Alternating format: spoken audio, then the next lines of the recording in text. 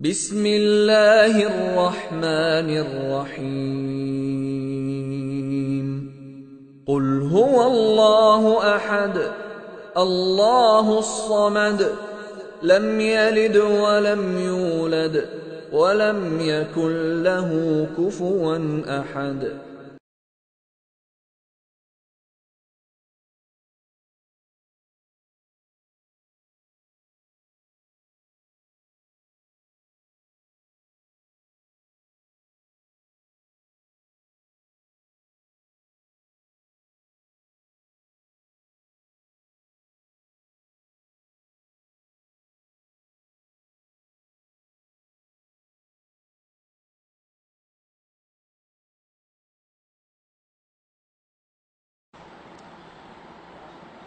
إن الحمد لله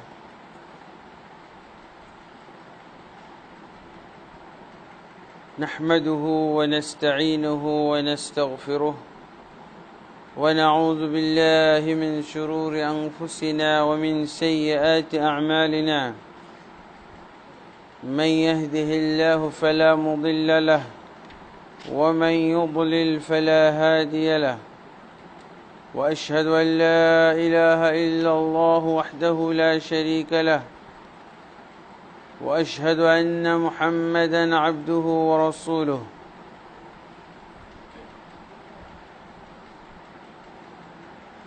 أما بعد فإن خير الحديث كتاب الله وخير الهدي هدي محمد صلى الله عليه وسلم وشر الأمور محدثاتها وكل محدثة بدعة وكل بدعة ضلالة وكل ضلالة في النار أما بعد فأعوذ بالله من الشيطان الرجيم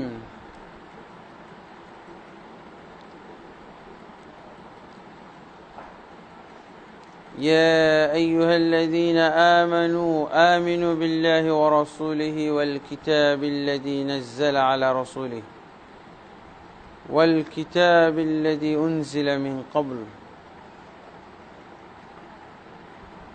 وقال سبحانه ما كنت تدري ما الكتاب ولا الإيمان ولكن جعلناه نورا نهدي به من نشاء من عبادنا وإنك تهدي إلى صراط مستقيم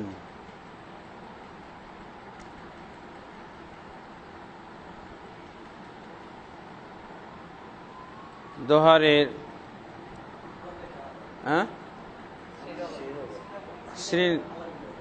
শ্রীনগর আলামিন জামে মসজিদে সালাতুল আসর আদায় করার পর আল্লাহ তাবারক ওয়া তাআলা আমাদেরকে তার কালামে পাক এবং নবী মুহাম্মদ রাসূলুল্লাহ সাল্লাল্লাহু আলাইহি ওয়াসাল্লামের মুখনিসৃত হাদিস থেকে কিছু আলোচনা করার এবং আলোচনা শোনার আল্লাহ তাবারক ওয়া তাআলা যে তৌফিক দিয়েছেন সেই জন্য আমরা তার প্রশংসা করি। আল্লাহুম্মা লাকাল হামদু ওয়া লাকাশ শুকর আলহামদুলিল্লাহি রাব্বিল আলামিন।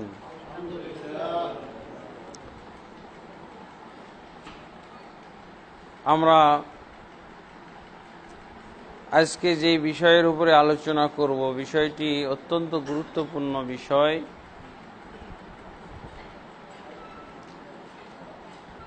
সেটা হলো ঈমানের বিষয়।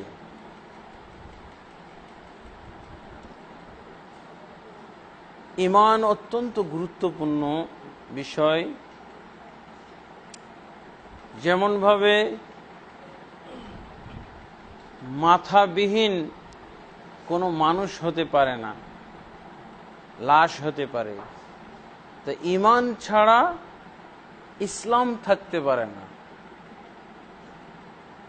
ঈমান ছাড়া কেউ মুসলিম হতে পারবে না। ঈমান ছাড়া কেউ জান্নাতে যেতে পারবে না। ঈমান অত্যন্ত গুরুত্বপূর্ণ একটা বিষয়। ঈমান হলো সবচেয়ে বড় ফরজ, ঈমান হলো সবচেয়ে মূল্যবান বিষয়।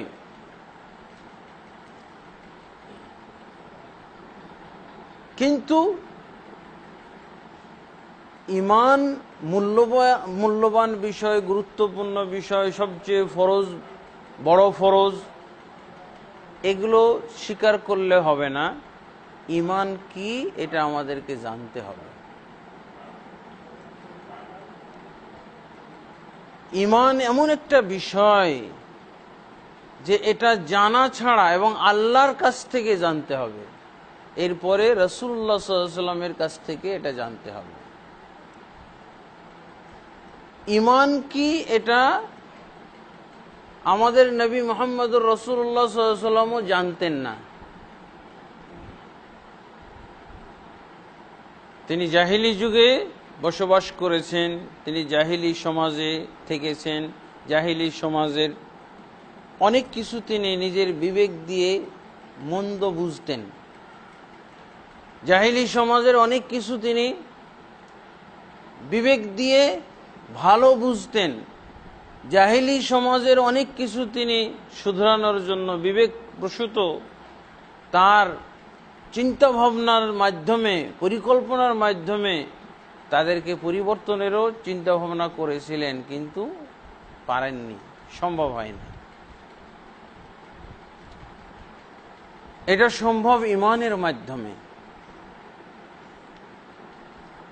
আল্লাহ তাবারক ওয়া তাআলা আমাদের নবী মুহাম্মদুর রাসূলুল্লাহ সাল্লাল্লাহু আলাইহি ওয়াসাল্লামকে স্মরণ করাচ্ছেন তার নিয়ামত। সবচেয়ে বড় নিয়ামত হলো ঈমান।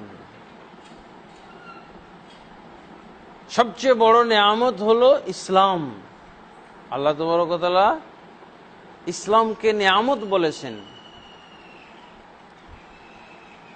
আর ঈমান বলতে ইসলাম বুঝায়, আর ইসলাম বলতে ঈমান বুঝাবে। আর যখন দুইটা একসাথে উল্লেখ করা হবে তখন তার ভিন্ন ভিন্ন সংজ্ঞা হবে, ভিন্ন ভিন্ন তার অর্থ হবে। যেমন হাদিসে জিবরিলের মধ্যে পার্থক্য করে দেওয়া হয়েছে। একবার জিবরিল জিজ্ঞেস করলেন ঈমান সম্পর্কে, এরপর জিজ্ঞেস করলেন ইসলাম সম্পর্কে। কিন্তু যদি ইসলাম বলা হয় তাহলে এর সাথে ঈমানও জড়িত হবে। এই জন্য কোরআন মজিদের মধ্যে ঈমান এবং ইসলাম উভয়টাকেই গুরুত্বপূর্ণ। যখনই ঈমানদারের কথা বলা হয়েছে তখন ঈমানদারদেরকে মুসলিম হতে বলা হয়েছে। ইয়া আইয়ুহাল্লাযীনা আমানু ইত্তাকুল্লাহা হাক্কা তুকাতিহি ওয়া লা তামুতুন্না ইল্লা ওয়া আনতুম মুসলিমুন। হে ঈমানদারগণ, তোমরা আল্লাহকে যথাযোগ্য ভয় করো আর খবরদার মুসলিম না হয়ে মৃত্যুবরণ করো না। তাহলে ঈমানদারদেরকে মুসলিম হওয়ার জন্য আল্লাহ নির্দেশ দিচ্ছেন। আবার এরকমও আয়াত আছে সূরা নিসার 136 নম্বর আয়াত। আল্লাহ বলছেন কি, ইয়া আইয়ুহাল্লাযীনা আমানু আমিনু বিল্লাহি ওয়া রাসূলিহি। হে ঈমানদারগণ, তোমরা ঈমান আনো।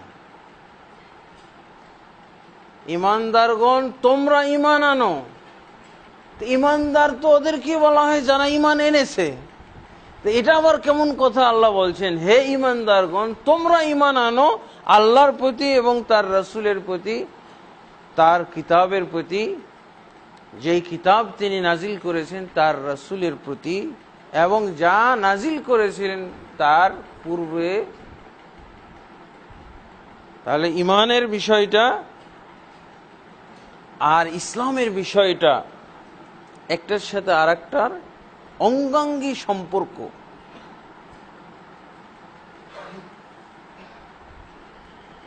ঈমানের সম্পর্কটা, আসল সম্পর্কটা হলো অন্তরের সাথে। আর ঈমানের অন্তরের সাথে যে সম্পর্ক থাকবে, এই সম্পর্কটা আমলের মাধ্যমে ফুটিয়ে তুলতে হবে।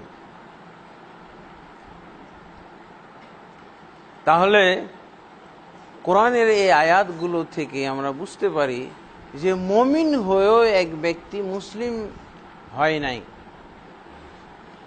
আর মুমিন হওয়া সত্ত্বেও সে ইমানদার হয় নাই, এরকম হইতে পারে। আমাদের নবী মুহাম্মদ সাল্লাল্লাহু আলাইহি সাল্লামকে আল্লাহ বলছেন, মা কুনতা তাদরি মাল কিতাব ওয়ালাল ঈমান, মা কুনতা তাদরি মাল কিতাব ওয়ালাল ঈমান। তুমি জানতে না, কাকে বলা হচ্ছে? আমাদের নবী মুহাম্মদ রাসূলুল্লাহ সাল্লাল্লাহু আলাইহি ওয়াসাল্লাম। তুমি জানতে না কিতাব কি জিনিস। কিতাব বলতে কি বুঝায়? আল কিতাব বলতে কোরআনুল কারীম, আলিফ লাম মিম যালিকাল কিতাবু লা রাইবা ফিহি হুদাল লিল মুত্তাকিন। কিতাব বলতে উদ্দেশ্য হলো মুহাম্মদ সাল্লাল্লাহু আলাইহি ওয়াসাল্লামের প্রতি নাজিলকৃত গ্রন্থ আল কোরআন। তো বলছেন যে তুমি জানতে না কিতাব কি জিনিস। জাহেলি যুগে মুহাম্মদ সাল্লাল্লাহু আলাইহি ওয়াসাল্লাম কিতাব দিয়ে কোনো কাজ করেননি, কিতাব ছিল না তার কাছে, ওনার উপরে কিতাব নাজিল হয়নি। উনি একটা সংগঠন করেছিলেন, হিলফুল ফজল, ব্যর্থ সংগঠন, কোনো কাজ হয়নি, সমাজ সংস্কার করতে পারেন নাই তাকে। এক সময় উনি নিজেই সমাজ ছেড়ে চলে গেলেন। কিতাব নাজিল হওয়ার পর কাজ হলো।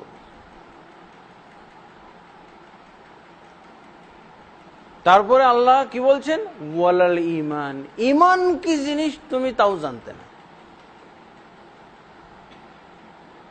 মুহাম্মদ সাল্লাল্লাহু আলাইহি ওয়াসাল্লামও এক সময় তিনি কোরআন জানতেন না, কোরআন নাজিল হয় না, কিভাবে জানবেন? আর মুহাম্মদ, এটা তো আল্লাহর বর্ণনা, তুমি কিতাব কি জানতে না। আর মুহাম্মদ সাল্লাল্লাহু আলাইহি ওয়াসাল্লাম নিজেও স্বীকার করেছেন, সহিহ বুখারীর প্রথম হাদিস, প্রথম পর্যায়ে প্রথম দিকে যে হাদিস, কিতাব বাদিল ওয়াহি, ওয়াহির সূচনা কিভাবে হলো, ওখানে কি আছে? যখন কিতাবের প্রথম আয়াতগুলো মুহাম্মদ সাল্লাল্লাহু আলাইহি ওয়াসাল্লামের উপরে নাজিল করা হলো, ফেরেশতা নিয়ে আসলেন মুহাম্মদ সাল্লাল্লাহু আলাইহি ওয়াসাল্লামকে। জিবরিল বলছেন, ইয়া মুহাম্মদ ইকরা। কোরআনে কি আছে? সূরা আলাকের মধ্যে ইকরা বিসমি রাব্বিকাল্লাযী খালাক। আর সহিহ বুখারীর মধ্যে আছে ইকরা ইয়া মুহাম্মদ, মুহাম্মদ তুমি পড়ো। আর মুহাম্মদ সাল্লাল্লাহু আলাইহি ওয়াসাল্লাম কি বললেন? মা আনা বিকারি, আমি পড়তে জানি না, আমি পড়তে সক্ষম নই। কয়বার বলেছিলেন মুহাম্মদ সাল্লাল্লাহু আলাইহি ওয়াসাল্লাম? 3 বার বলেছিলেন। আর আল্লাহ বলছেন তুমি কিতাব জানো না, তুমি কিতাব কি জানতে না, ঈমান কি জানতে না। ঈমান কাকে বলা হয়? এটা কোরআনের মাধ্যমে বলা হয়েছে না?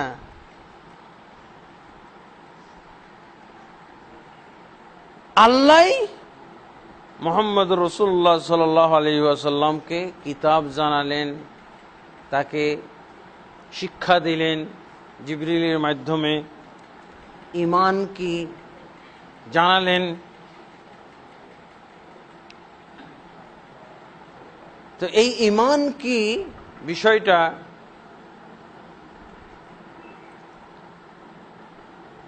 আমরা মুসলমান হয়ে, মুমিন হয়ে অনেকেই জানি না। আগে ঈমান কি, আল্লাহ তাবারক ওয়া তাআলা যেহেতু গুরুত্ব দিচ্ছেন তার নবীকে, উনি ঈমান শিক্ষা দিয়েছেন, কিতাব শিক্ষা দিয়েছেন, তাহলে ঈমান এবং কিতাব কত গুরুত্বপূর্ণ বিষয়। আজকে আমরা ঈমান বিষয়ে আলোচনা করতে চাচ্ছি।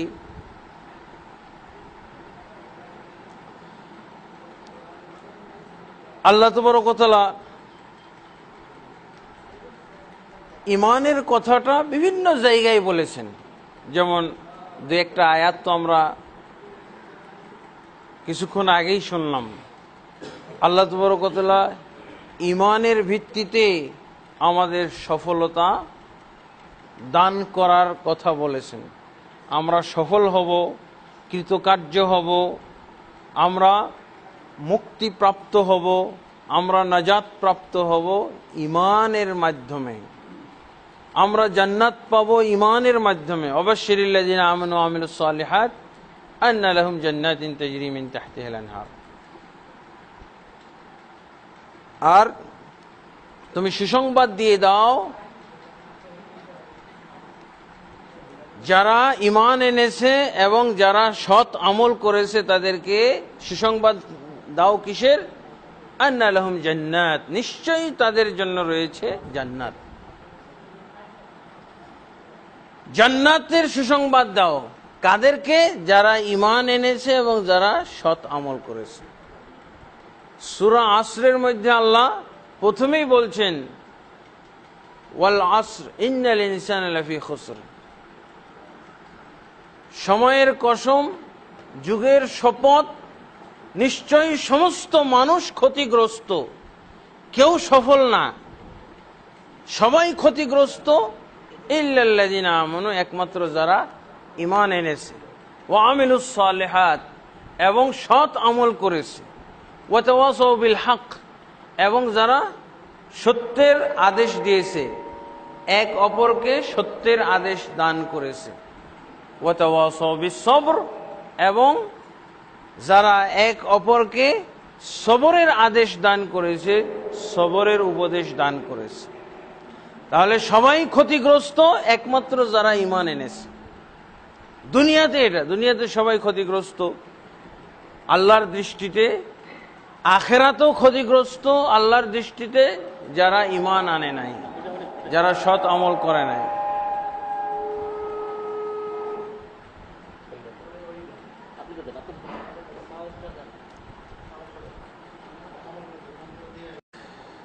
জি আলহামদুলিল্লাহ, বলছিলাম ঈমান সম্পর্কে।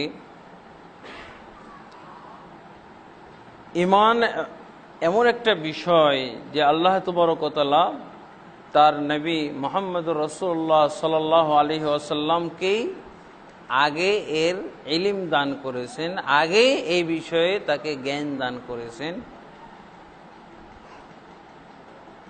তাহলে ঈমান বিষয়ে জ্ঞান অর্জন করা হলো অত্যন্ত গুরুত্বপূর্ণ এবং সবচেয়ে বড় ফরজ।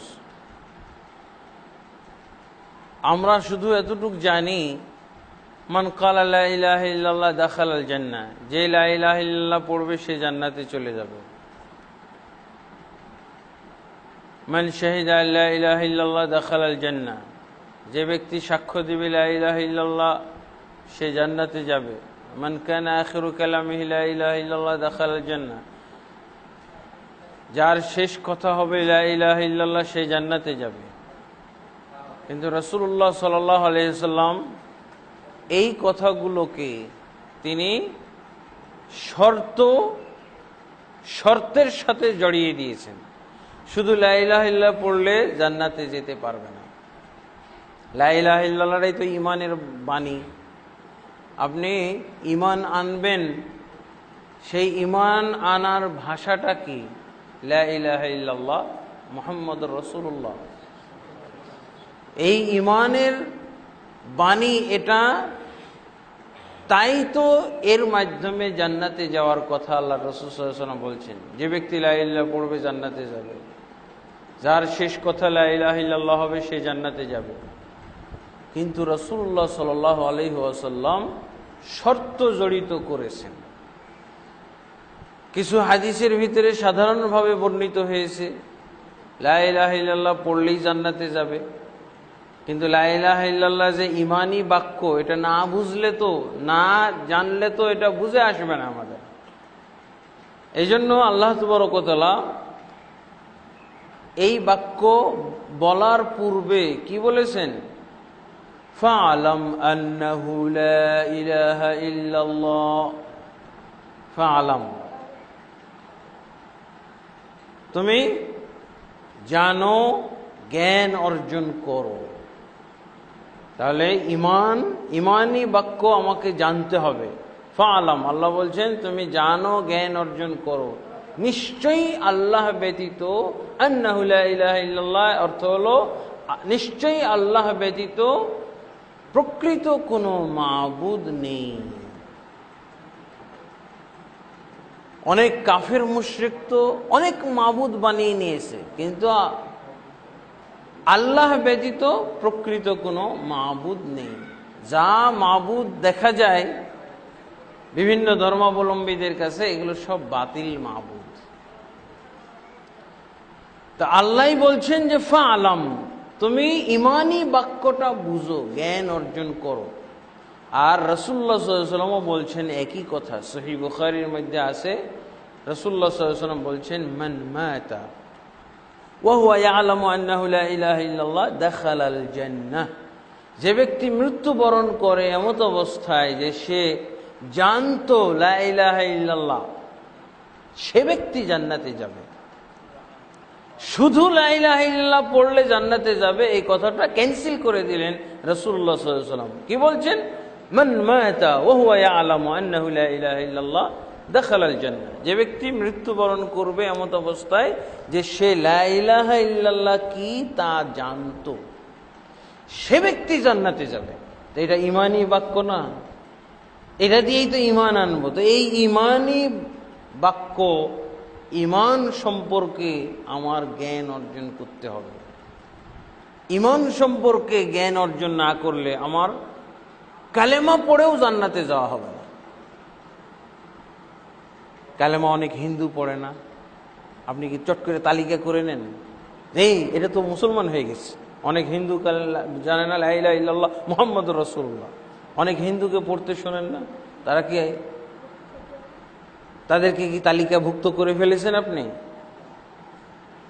এই তুমি আর হিন্দু থাকতে পারবে না, তুমি কিন্তু লা ইলাহা ইল্লাল্লাহ মুহাম্মাদুর রাসূলুল্লাহ বলে ফেলেছো, তুমি আজকে থেকে মুসলমান। না আমরা বলি আর না সে দাবি করে হয়। তার মানে বোঝা গেল যে লা ইলাহা ইল্লাল্লাহ জ্ঞান সহকারে বললে সেই ব্যক্তি লা ইলাহা। তবে হিন্দুটা হচ্ছে না, কিন্তু আমরা জন্মসূত্রে হয়ে যাই অর্থ না জানলেও।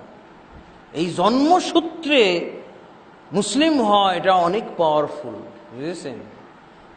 জ্ঞানের চেয়েও পাওয়ারফুল, জানার চেয়েও পাওয়ারফুল। আপনি যত অজ্ঞ হন, কিন্তু জন্মসূত্রে ও কেন লা ইলাহা ইল্লাল্লাহ মুহাম্মাদুর রাসূলুল্লাহ পড়ে মুসলমান হচ্ছে না? হিন্দুটা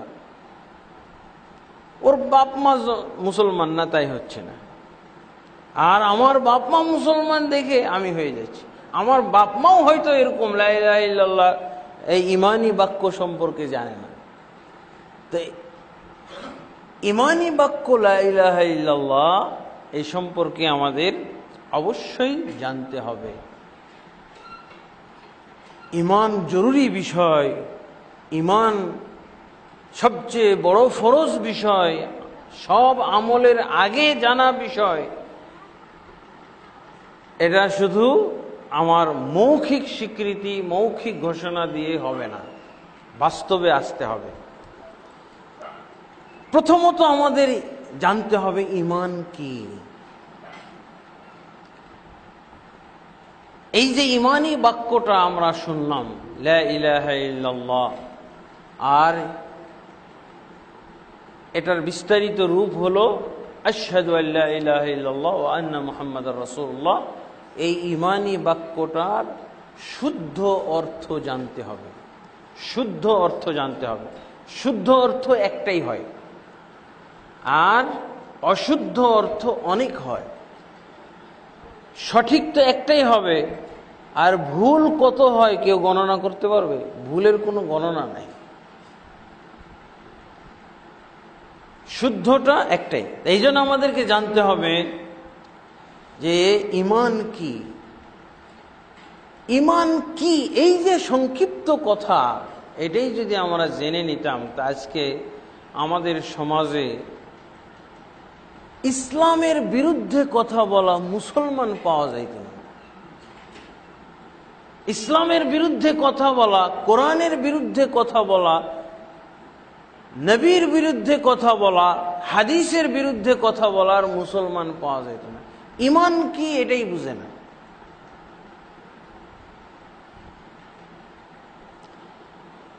ইমান আমাদেরকে অবশ্যই কোরআন এবং সুন্নাহর ইলমের আলোকে জানতে হবে, কোরআন এবং সুন্নাহর জ্ঞানের আলোকে জানতে হবে। আমরা সহিহ মুসলিম শরীফের একটি হাদিস এবং সহিহ বুখারী থেকে একটি হাদিস আপনাদের সামনে উল্লেখ করব, সহিহ বুখারী, মুসলিম এবং মুসলিম শরীফ। আল্লাহর রাসূল সাল্লাল্লাহু আলাইহি ওয়াসাল্লাম বলছেন, আল ঈমানু বিদউন ওয়া সাবউনা শু'বাহ আফদালুহা কাওলু লা ইলাহা ইল্লাল্লাহ ওয়া আদনাহা ইমাতাতুল আযা আনিত তারিক ওয়াল হায়াউ শু'বাতুম মিনাল ঈমান। সহিহ মুসলিম শরীফের হাদিস। আল্লাহর রাসূল সাল্লাল্লাহু আলাইহি ওয়াসাল্লাম বলছেন যে ঈমানের 70টির উপরে শাখা আছে। ঈমানের 70টির উপরে শাখা আছে। সর্বোচ্চ শাখা হলো কাউলু লা ইলাহা ইল্লাল্লাহ, লা ইলাহা ইল্লাল্লাহর ঘোষণা দেওয়া। কাউল মানে বলা, ঘোষণা দেওয়া, স্বীকৃতি দেওয়া। লা ইলাহা ইল্লাল্লাহ কি করতে হবে? কাউল বলতে হবে। সর্বোচ্চ শাখা কি? লা ইলাহা ইল্লাল্লাহ বলা। তারপরে আল্লাহ রাসূল সাল্লাল্লাহু আলাইহি ওয়াসাল্লাম বলছেন, ওয়াল হায়াউ শু'বাতুম মিনাল ঈমান, এবং হায়াটা, লজ্জা বোধ করা। হায়া শরম বলি না, শরম নাই, হাদিসের ভাষায় এটাকে বলা হয় হায়া। আল হায়াউ শু'বাতুম মিনাল ঈমান। আর হায়াটা হচ্ছে, শরমটা হচ্ছে ঈমানের একটা অঙ্গ, ঈমানের একটা শাখা। তারপরে ওয়া আদনাহা, সবচেয়ে নিম্ন শাখা হচ্ছে ইমাতাতুল আযা আনিত তারিক। কষ্টদায়ক কোনো জিনিস রাস্তায় পড়ে আছে সেটাকে সরিয়ে ফেলা, এটাও হলো ঈমানের সর্বনিম্ন শাখা। ঈমানের সর্বোচ্চ শাখা। তাহলে ঈমান বাড়ে এবং কমে। আপনি যদি সর্বোচ্চ শাখা আর সর্বনিম্ন শাখা, তাহলে কম বেশি হচ্ছে না? ঈমান কমও হয়, বেশিও হয়। কেউ যদি 70টি 77টি, ইমাম বাইহাকি রাহিমাহুল্লাহ শুআবুল ঈমান নামে একটা কিতাব, হাদিসের গ্রন্থ সংকলন করেছেন, যেমন সহিহ বুখারী, মুসলিম, আবু দাউদ, তিরমিজি, এরকম ঈমানের উপর একটা হাদিসের গ্রন্থ আছে।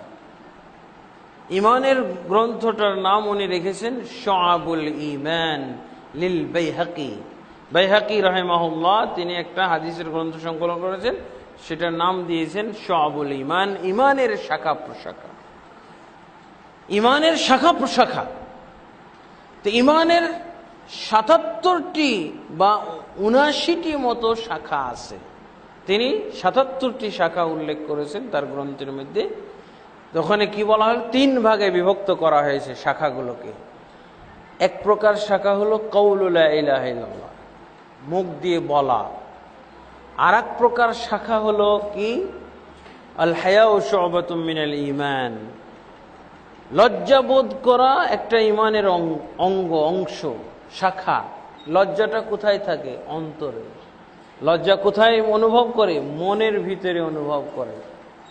তাহলে অন্তর দিয়ে ঈমান আনতে হয়, ঘোষণার মাধ্যমে ঈমান আনতে হয়। হাদিসের শিক্ষা, আমি ঈমান শিখবো কোথা থেকে? রাসূল থেকে শিখবো। কারণ রাসূল সাল্লাল্লাহু আলাইহি ওয়াসাল্লামকে ঈমান শিখিয়েছেন আল্লাহ। ডাইরেক্ট আমার উস্তাদ যদি রাসূলুল্লাহ সাল্লাল্লাহু আলাইহি ওয়াসাল্লাম হয়ে যায়, তাহলে ঠিক আল্লাহ থেকে রাসূল শিখেছেন, রাসূল থেকে আমি শিখছি রাসূলের হাদিসের মাধ্যমে। রাসূল সাল্লাল্লাহু আলাইহি ওয়াসাল্লামের হাদিসের মাধ্যমে। আল হায়াউ শু'বাতুম মিনাল ঈমান, লজ্জাবোধ করা ঈমানের একটা অঙ্গ। তাহলে ঈমানের কিছু বিষয় অন্তর দিয়ে আদায় করতে হয়। তাহলে অন্তর দিয়ে। আরেকটা কি বলা হচ্ছে? ইমাতাতুল আযা আনিত তারিক, আর রাস্তা থেকে কষ্টদায়ক জিনিস অপসারণ করে ফেলা। রাস্তা থেকে কষ্টদায়ক জিনিস অপসারণ করতে হলে কি ব্যবহার করবেন আপনি? হাত, পা। ইটের একটা টুকরা দেখলেন, পা দিয়ে কাজ করলেন, এটা অঙ্গ না? অথবা হাত দিয়ে একটা কাঁটার ডাল, বড়ই কাঁটা, বেলের কাঁটা, খুয়া, কলার চোষা, এটা কি? হাত দিয়ে আপনি ফেলে দিলেন। আল্লাহু আকবার। এটা ঈমান। মুসলিম যদি এটা জানতো তাহলে রাস্তাঘাটগুলো, হাদিসই তো পরিষ্কার করে দিত। হাদিস রাস্তা পরিষ্কার করে, দেশ পরিষ্কার করে দেয়। ঈমান থাকলে দেশ পরিষ্কার হয়ে যায়, হাদিস ঈমান থাকলে রাস্তাঘাট ক্লিন হয়ে যায়, এমনি এমনি অটোমেটিকলি হয়ে যায়। তিনটা আপনার ঈমান আনার জন্য তিনটা আপনার লেভেল। এক নম্বর লেভেল হলো আপনি রাসূলুল্লাহ সাল্লাল্লাহু আলাইহি ওয়াসাল্লাম বলছেন কাউলু লা ইলাহা ইল্লাল্লাহ সর্বোচ্চ শাখা, ইমাতাতুল আযা আনিত তারিক, রাস্তা থেকে আপনি কষ্টদায়ক জিনিস সরিয়ে ফেললেন। রাসূলুল্লাহ সাল্লাল্লাহু আলাইহি ওয়াসাল্লাম বলছেন যে ঈমানের একটা শাখা আপনি আপনার ভিতরে তৈরি করলেন, আপনার ভিতরে একটা ঈমানের শাখা অর্জিত হলো, উপার্জন করলেন, ঈমান উপার্জন করলেন, কাঁটা সরিয়ে দিয়ে, খোয়া সরিয়ে দিয়ে আপনি ঈমান অর্জন করলেন।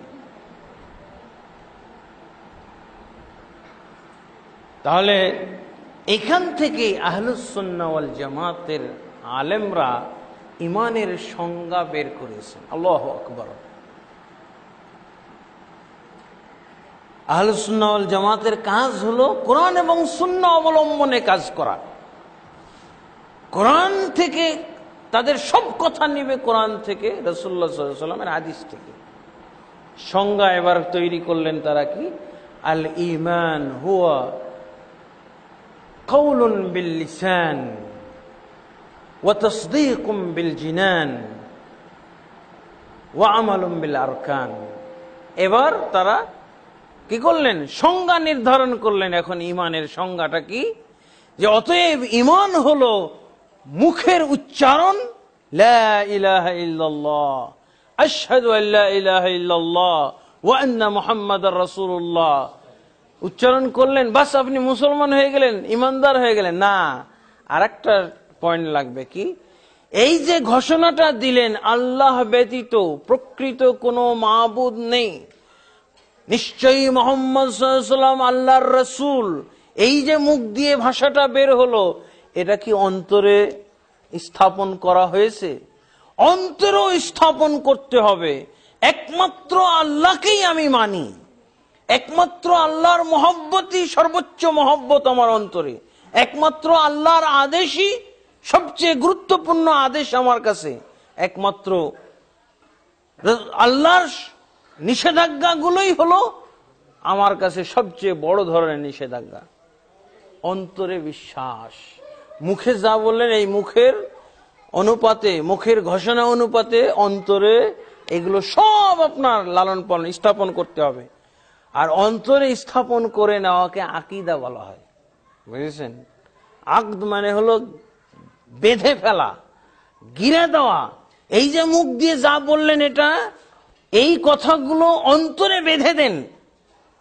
আমরা বলি না এর আকীদা নষ্ট, এর আকীদা ভালো না, আকীদা ঠিক করতে হবে। আকীদা হলো ঠিক এইটা, আমি মুখে যা বললাম এটা অন্তরে আমি স্থাপিত করলাম, গেড়ে ফেললাম, প্রথিত করলাম। এরপরে আচ্ছা আপনি মুখে ঘোষণাও দিলেন, অন্তরেও বিশ্বাস করলেন। তা আপনার প্রমাণ কি? আপনি যে আল্লাহ এবং আল্লাহর আল্লাহকে মানেন, রাসূলকে মানেন, ঘোষণা দিলেন, আর বলছেন যে হ্যাঁ আল্লাহ এবং আল্লাহর রাসূলের মহব্বত আমার অন্তরে আছে, আল্লাহ এবং আল্লাহর রাসূলের বিশ্বাস আমার অন্তরে আছে। তো প্রমাণটা কি? প্রমাণ দেওয়ার আর কোনো ব্যবস্থা নাই, কাজ করতে হবে। আপনার ভিতরে সত্যি ঈমান থাকে, তাহলে কষ্টদায়ক জিনিস রাস্তায় থাকবে না। অন্তরে ঈমান আছে, কষ্টদায়ক জিনিস রাস্তায় থাকবে না। এটা হলো সর্বনিম্ন শাখা ঈমানের। আর সর্বোচ্চ শাখা কি? ইন্নাল্লাহা লা ইউযিউ ঈমানাকুম। আল্লাহ কোরআন মাজিদের ভিতরে বলছে নিশ্চয় আল্লাহ তোমাদের ঈমান নষ্ট করবেন না। সূরা বাকারার মধ্যে আছে আল্লাহ তোমাদের ঈমান নষ্ট করবেন না। এখানে এই আয়াতের সবাবুন নুজুল হলো, এই আয়াত নাজিল হলো কি কারণে? আল্লাহ বললেন তোমাদের নিশ্চয় আল্লাহ তোমাদের ঈমান নষ্ট করবেন না। এই ঈমান বলতে কি বুঝিয়েছেন? মদিনাতে রাসূলুল্লাহ সাল্লাল্লাহু আলাইহি ওয়াসাল্লাম হিজরত করে যাওয়ার পর 16-17 মাস তিনি মসজিদুল আকসার দিকে মুখ করে নামাজ পড়তেন। এরপর আল্লাহ তাবারক ওয়া তাআলা হঠাৎ করে কিবলা পরিবর্তন করে দিলেন। হঠাৎ করে না, নবী মুহাম্মদুর রাসূলুল্লাহ সাল্লাল্লাহু আলাইহি ওয়াসাল্লাম একেবারে কাবার প্রতি অনেক বেশি আকৃষ্ট হয়ে গেছিলেন। কাবার প্রতি তিনি বেশি আকৃষ্ট হয়ে বারবার আসমানের দিকে আল্লাহর কাছে তাকাইতেন এবং মনে মনে আকাঙ্ক্ষা করতেন বা দোয়াও করতেন, قد نرى تقلب وجهك في السماء, আমরা দেখছি, নিশ্চয় আমরা দেখছি আসমানের দিকে বারবার তোমার মুখ ফিরানো।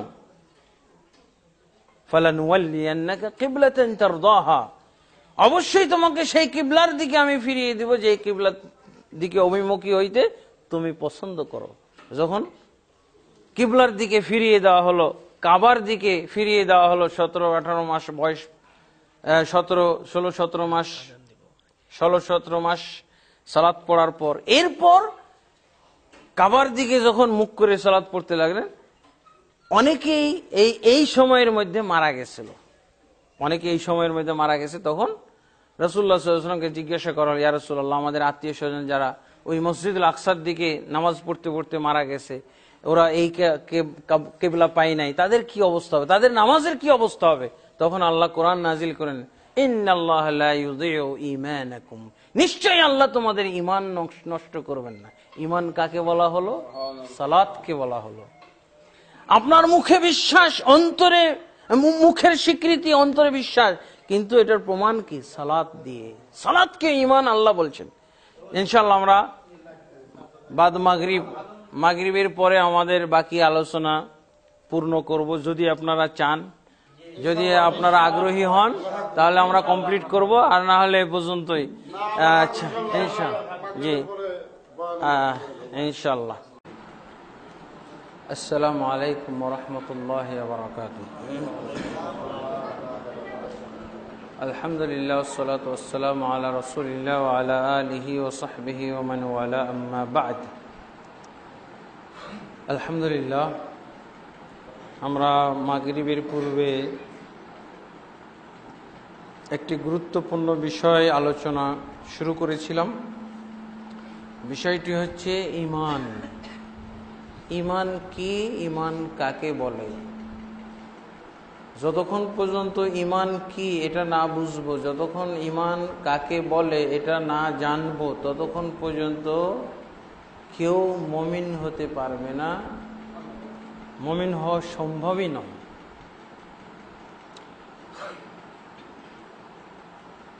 এবং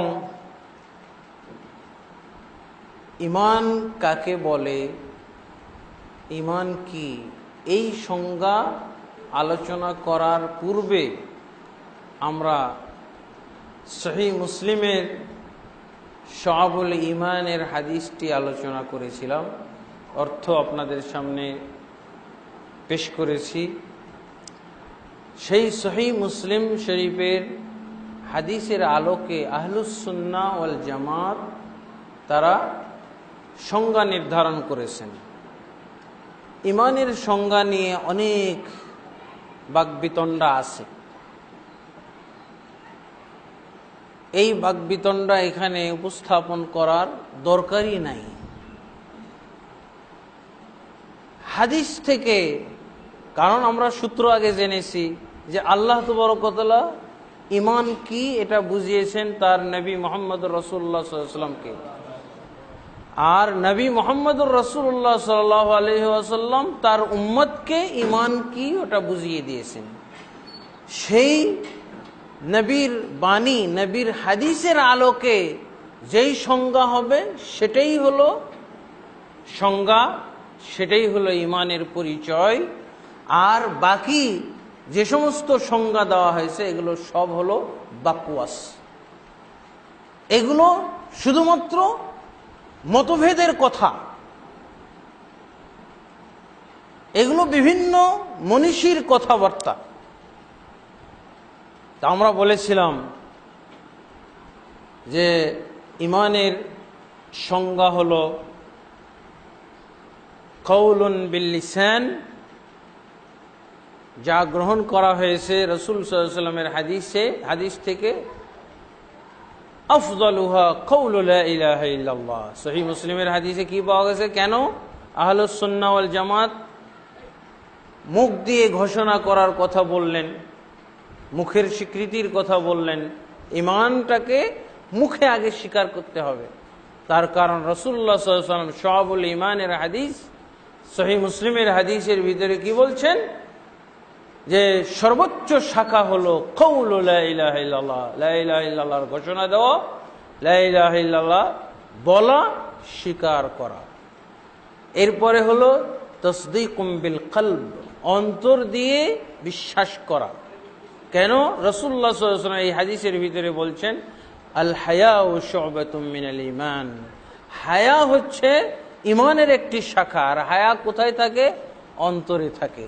তাহলে ঈমানের শাখাগুলো অন্তর দিয়েও আদায় করতে হবে। এটা হলো দ্বিতীয়। আর তৃতীয়টা কি বলেছিলাম? আহলুস সুন্নাহ ওয়াল জামাতের আলেমগণ বলছেন যে কাজে বাস্তবায়ন। খালি মুখে স্বীকার করলেন আর বললেন যে আমার অন্তরেও ঈমান আছে, বিশ্বাস আছে, এটা আমরা মানি না। তুমি কাজে বাস্তবায়ন করে দেখাও। তো কাজে বাস্তবায়ন এই পর্যায়ে আল্লাহর রাসূল সাল্লাল্লাহু আলাইহি ওয়াসাল্লাম বললেন, ওয়া আদনাহা ইমাতাতুল আযা আনিত তারিক, ঈমানের সর্বনিম্ন শাখাটা হলো রাস্তা থেকে কষ্টদায়ক জিনিস অপসারণ করে ফেলা। আর সর্বোচ্চ শাখা হচ্ছে কি বলে, আমলের ক্ষেত্রে সর্বনিম্নটা হলো রাস্তা থেকে কষ্টদায়ক জিনিস সরিয়ে ফেলা। আর সর্বোচ্চটা কি হলো? সালাত, সালাত আদায় করা। আল্লাহ তাবারক ওয়া তাআলা বলছেন সূরা বাকারার 143 নম্বর আয়াত কি, ইন্নাল্লাহা লা ইউযীউ ঈমানাকুম আই সালাতাকুম, নিশ্চয়ই আল্লাহ তোমাদের সালাত নষ্ট করবেন না। সেটাকে আল্লাহ কি বলছেন? তোমাদের ঈমান নষ্ট করবেন না। আল্লাহ সালাতকে ঈমান বলছেন। কোন সালাতকে ঈমান বলছেন? ওই যে 16-17 মাস তারা মসজিদুল আকসার দিকে মুখ করে সালাত পড়ে মারা গেল, এরপর কিবলা পরিবর্তন হয়ে কাবার দিকে ফিরিয়ে দেওয়া হলো। তো কাবার দিকে ফিরিয়ে দেওয়া হলো, এটাই তো এখন হলো কিবলা।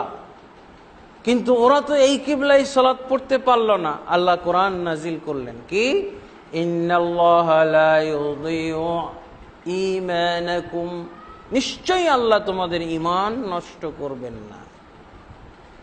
ঈমান বলতে উদ্দেশ্য এই 16-17 মাসের নামাজ আল্লাহ নষ্ট করবেন না। সুবহানাল্লাহ।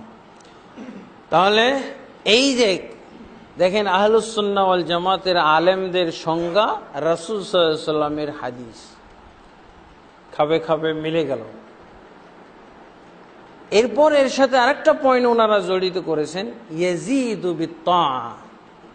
ঈমানটা কি হয়? ঈমানের সংজ্ঞার সাথে আরেকটা পয়েন্ট হলো, চতুর্থ পয়েন্ট, ইয়াজিদু বিত্তাআ, সৎ কাজ করলে এই ঈমানটা বাড়ে। ওয়ায়ানকুসু বিল মাসিয়া, অসৎ কাজ করলে, গুনার কাজ করলে ঈমানটা কমে যায়। আহলুস সুন্নাহ ওয়াল জামাতের এই হলো ঈমান সম্পর্কে আকীদা, ঈমান সম্পর্কে সংজ্ঞা। হাদিসে জিবরিলের ভিতরে আছে আপনি কি কি বিষয়ের উপরে ঈমান আনবেন। বিশ্বাসটা তো আমি করব, প্রথম আমি মুখ দিয়ে যে উচ্চারণ করব, মুখ দিয়ে যে ঘোষণা দিব, অন্তর দিয়ে যে বিশ্বাস করব, কাজে যে বাস্তবায়ন করব, এই বিষয়গুলো কি হাদিসে জিবরিলের মধ্যে এসে গেছে। হাদিসে জিবরিলের মধ্যে কি এসেছে? জিবরিল আলাইহিস সালাতু ওয়াস সালাম রাসূল সাল্লাল্লাহু আলাইহি ওয়াসাল্লামকে জিজ্ঞেস করলেন, ইয়া মুহাম্মদ আখবিরনি আনিল ঈমান, মুহাম্মদ আপনি আমাকে ঈমান সম্পর্কে খবর দিন, ঈমান সম্পর্কে অবহিত করুন, জানান ঈমান কি জিনিস। এখানে রাসূলুল্লাহ সাল্লাল্লাহু আলাইহি ওয়াসাল্লাম ঈমানের বিষয়গুলো উল্লেখ করেছেন। আন তুমিনা বিল্লাহি ওয়া মালাইকাতিহি ওয়া কুতুবিহি ওয়া রুসুলিহি ওয়াল ইয়াউমিল আখিরি ওয়াল কদরি খাইরিহি ওয়া শাররিহি মিনাল্লাহি তাআলা। কোন কোন বর্ণনা আছে ওয়া আন তুমিনা বিল কদরি খাইরিহি ওয়া শাররিহি, কোন কোন বর্ণনা আছে আন তুমিনা বিল কদরি হুলুবিহি ওয়া মুরুবিহি। রাসূলুল্লাহ সাল্লাল্লাহু আলাইহি ওয়াসাল্লাম ঈমানের বিষয়গুলো বলেন, এই বিষয়গুলো হলো উচ্চারণের বিষয়। প্রথমে আমরা কি বলেছি, এই যে কওল লা ইলাহা ইল্লাল্লাহ রাসূলুল্লাহ সাল্লাল্লাহু আলাইহি ওয়াসাল্লাম বলছেন। ইবনে হাজার রাহিমাহুল্লাহ বলছেন লা ইলাহা ইল্লাল্লাহ এটা হলো কালেমার সংক্ষিপ্ত রূপ, বিস্তারিত পূর্ণাঙ্গ রূপ হলো লা ইলাহা ইল্লাল্লাহ মুহাম্মাদুর রাসূলুল্লাহ। তার কারণ শুধু আল্লাহর সাক্ষ্য দিলে কেউ মুসলমান হতে পারবে না যতক্ষণ পর্যন্ত রাসূলুল্লাহ সাল্লাল্লাহু আলাইহি ওয়াসাল্লামের রিসালাতের সাক্ষ্য না দিবেন। এই জন্য ইবনে হাজার রাহিমাহুল্লাহ বলছেন যে এই কালেমাটা হলো পূর্ণ কালেমার সংক্ষিপ্ত রূপ। যেমন ভাবে দুরুদ ইব্রাহিমের সংক্ষিপ্ত রূপ আমরা বলি সাল্লাল্লাহু আলাইহি ওয়া আলিহি ওয়াসাহবিহি সাল্লাম, সাল্লাল্লাহু আলাইহি ওয়াসাল্লাম বলি না।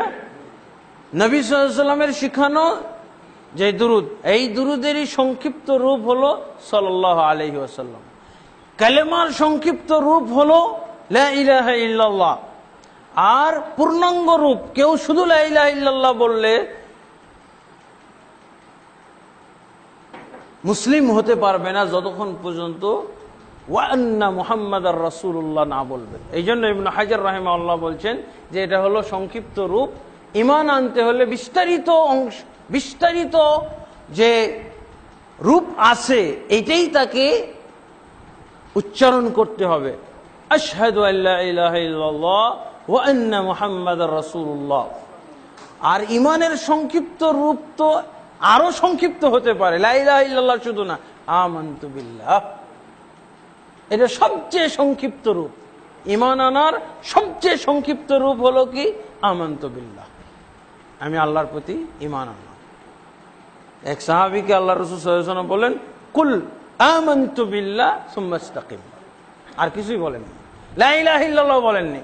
এই আমানতু বিল্লাহর অর্থ আপনাকে লা ইলাহা ইল্লাল্লাহ বুঝতে হবে, আর এই লা ইলাহা ইল্লাল্লাহ দিয়ে আপনাকে লা ইলাহা ইল্লাল্লাহ মুহাম্মাদুর রাসূলুল্লাহ পুরোটা বুঝতে হবে। এগুলোই তো হলো ব্যাখ্যা, এগুলোকে বলা হয় ব্যাখ্যা। ইসলামের ব্যাখ্যা আছে আর ইসলামের অবব্যাখ্যা আছে। আমি যদি বলি যে লা ইলাহা ইল্লাল্লাহ বললেই জান্নাতে যাবে, তাহলে মুহাম্মদুর রাসূলুল্লাহ মানার দরকার নাই, এটাকে কি বলা হবে? অবব্যাখ্যা। ব্যাখ্যা দিয়ে জান্নাতে যায় আর অপব্যাখ্যা দিয়ে জাহান্নামে যায়। ব্যাখ্যা সঠিক হলে মুসলমান হয়, ব্যাখ্যা বেঠিক হলে কাফের হয়, মুরতাদ হয়। অবশ্যই আমাদের ইসলাম পরিপূর্ণ। রাসূলুল্লাহ সাল্লাল্লাহু আলাইহি সাল্লাম বলেছেন বুইস্তু বিজাওয়ামিল কালিম, আল্লাহ তাবারক ওয়া তাআলা আমাকে ব্যাপক অর্থবোধক শব্দ দিয়ে প্রেরণ করেছেন।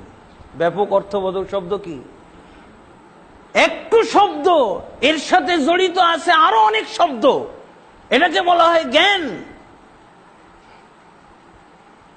আর সেই জ্ঞান আবার উদ্ভট কোনো জ্ঞান হবে না। ব্যাখ্যা কিন্তু তার আসলের সাথে কোনো সম্পর্কই নাই, আসলটাকেই বিকৃত করে ফেলে।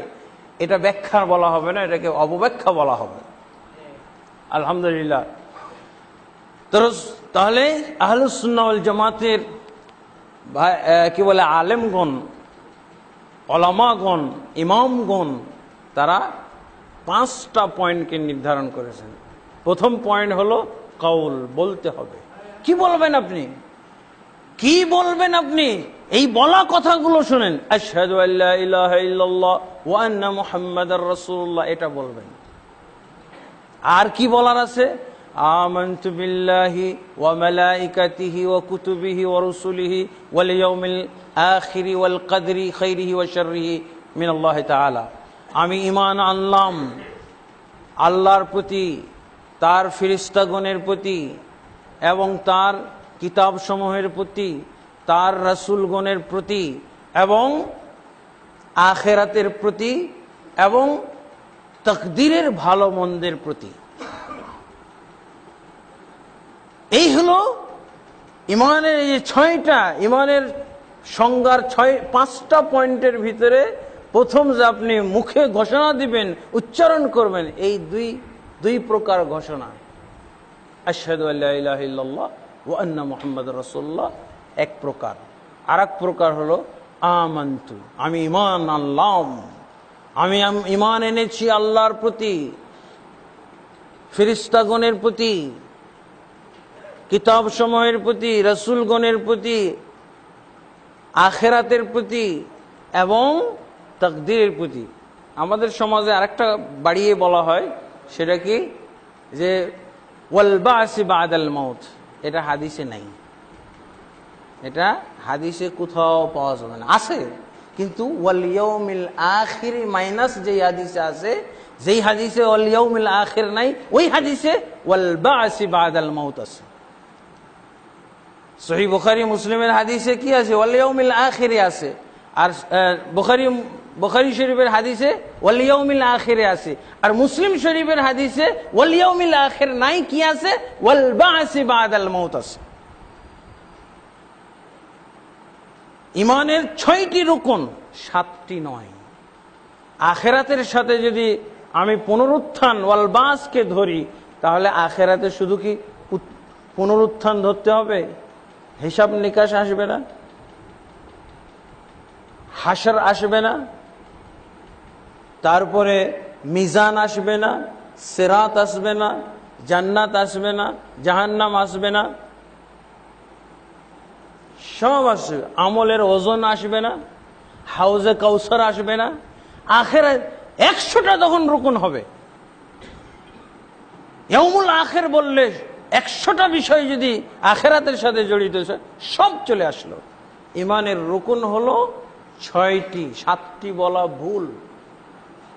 বই পুস্তকে লেখে, আমাদের মুখস্থ হয়ে আছে, এটা ভুল, একটা মাইনাস করতে হবে।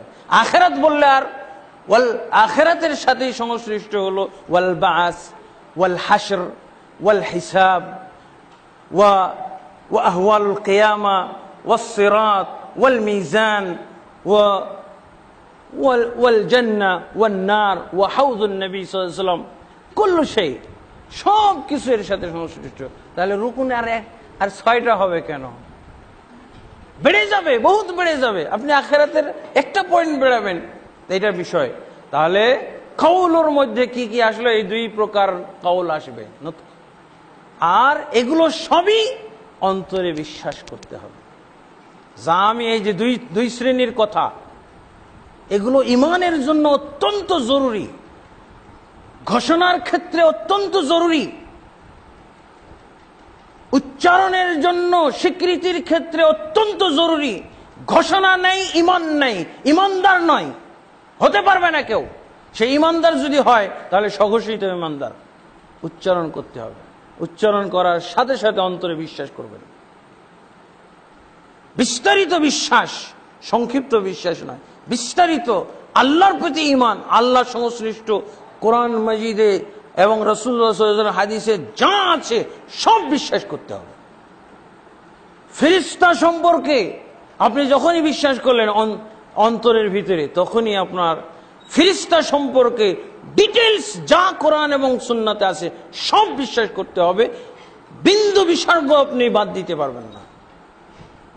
ফেরেশতা দেখি না, এ আবার কোন জাতি, যেই জাতিকে দেখি না আবার বিশ্বাস করা লাগবে না, ইমানদার হতে পারবে না।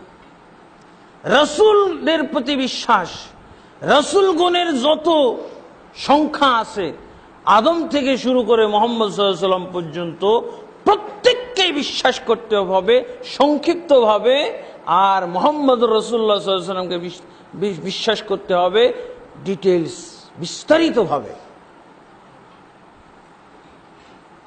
আপনি বলবেন যে না, আমি শুধু আমাদের নবীকে বিশ্বাস করি, দরকার কি ওইসব নবী বিশ্বাস করি, ওনারা তো আর আমাদের নবী না। তাহলে আমাদের নবীর প্রতিও বিশ্বাস শেষ হয়ে যাবে, ধ্বংস। আল্লাহ কোরআনে কি বলছেন?